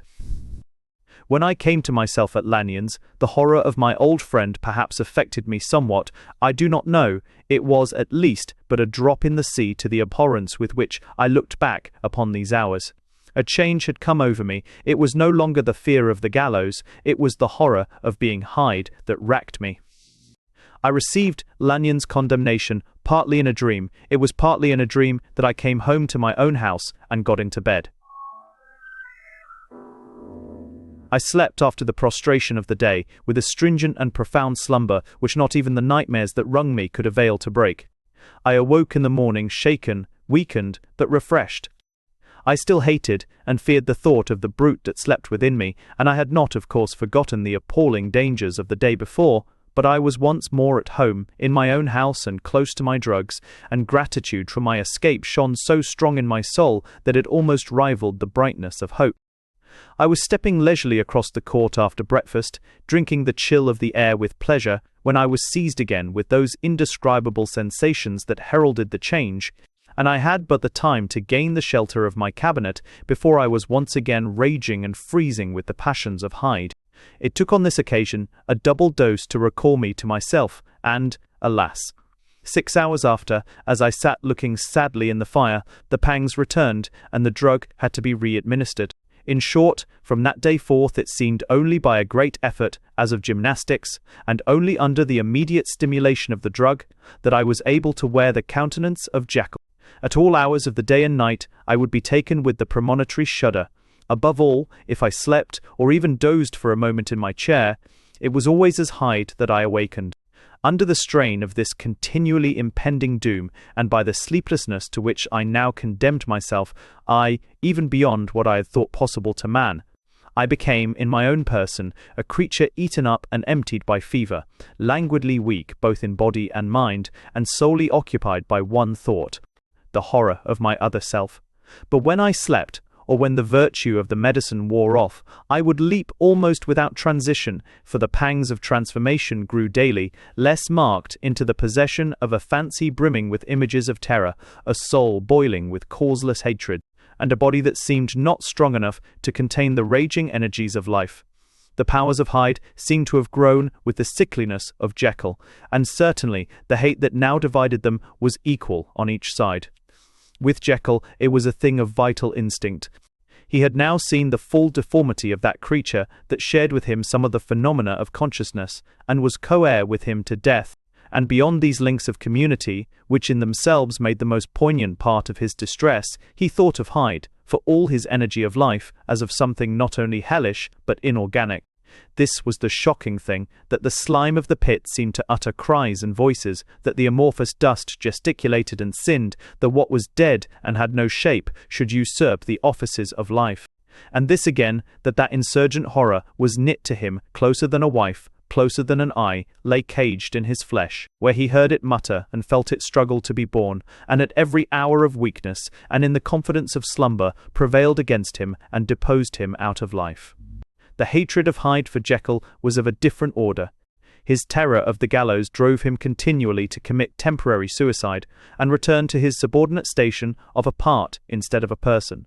But he loathed the necessity, he loathed the despondency into which Jekyll was now fallen, and he resented the dislike with which he was himself regarded. Hence the ape-like tricks that he would play me, scrawling in my own hand blasphemies on the pages of my books, burning the letters and destroying the portrait of my father. And indeed, had it not been for his fear of death, he would long ago have ruined himself in order to involve me in the ruin. But his love of life is wonderful. I go further. I, who sicken and freeze at the mere thought of him, when I recall the objection and passion of this attachment, and when I know how he fears my power to cut him off by suicide, I find it in my heart to pity him. It is useless, and the time awfully fails me, to prolong this description. No one has ever suffered such torments. Let that suffice, and yet even to these, habit brought, no, not alleviation, but a certain callousness of soul, a certain acquiescence of despair. And my punishment might have gone on for years, but for the last calamity which has now fallen, and which has finally severed me from my own face and nature. My provision of the salt, which had never been renewed since the date of the first experiment, began to run low. I sent out for a fresh supply and mixed the draught. The ebullition followed, and the first change of colour, not the second. I drank it, and it was without efficiency. You will learn from Poole how I have had London ransacked. It was in vain, and I am now persuaded that my first supply was impure, and that it was that unknown impurity which lent efficacy to the draught. About a week has passed, and I am now finishing this statement under the influence of the last of the old powders. This, then, is the last time, short of a miracle, that Henry Jekyll can think his own thoughts or see his own face, now how sadly altered, in the glass. Nor must I delay too long to bring my writing to an end, for if my narrative has hitherto escaped destruction, it has been by a combination of great prudence and great good luck. Should the throes of change take me in the act of writing it, Hyde will tear it in pieces, but if some time shall have elapsed after I have laid it by, his wonderful selfishness and circumscription to the moment will probably save it once again from the action of his ape-like spite. And indeed, the doom that is closing on us both has already changed and crushed him. Half an hour from now, when I shall again and forever re-endue that hated personality, I know how I shall sit shuddering and weeping in my chair, or continue, with the most strained and fear-struck ecstasy of listening, to pace up and down this room, my last earthly refuge, and give ear to every sound of menace. Will Hyde die upon the scaffold, or will he find courage to release himself at the last moment? God knows, I am careless. This is my true hour of death, and what is to follow concerns another than myself. Here, then, as I lay down the pen and proceed to seal up my confession, I bring the life of that unhappy Henry Jekyll to an end. Thanks for listening to The Strange Case of Dr. Jekyll and Mr. Hyde by Robert Louis Stevenson.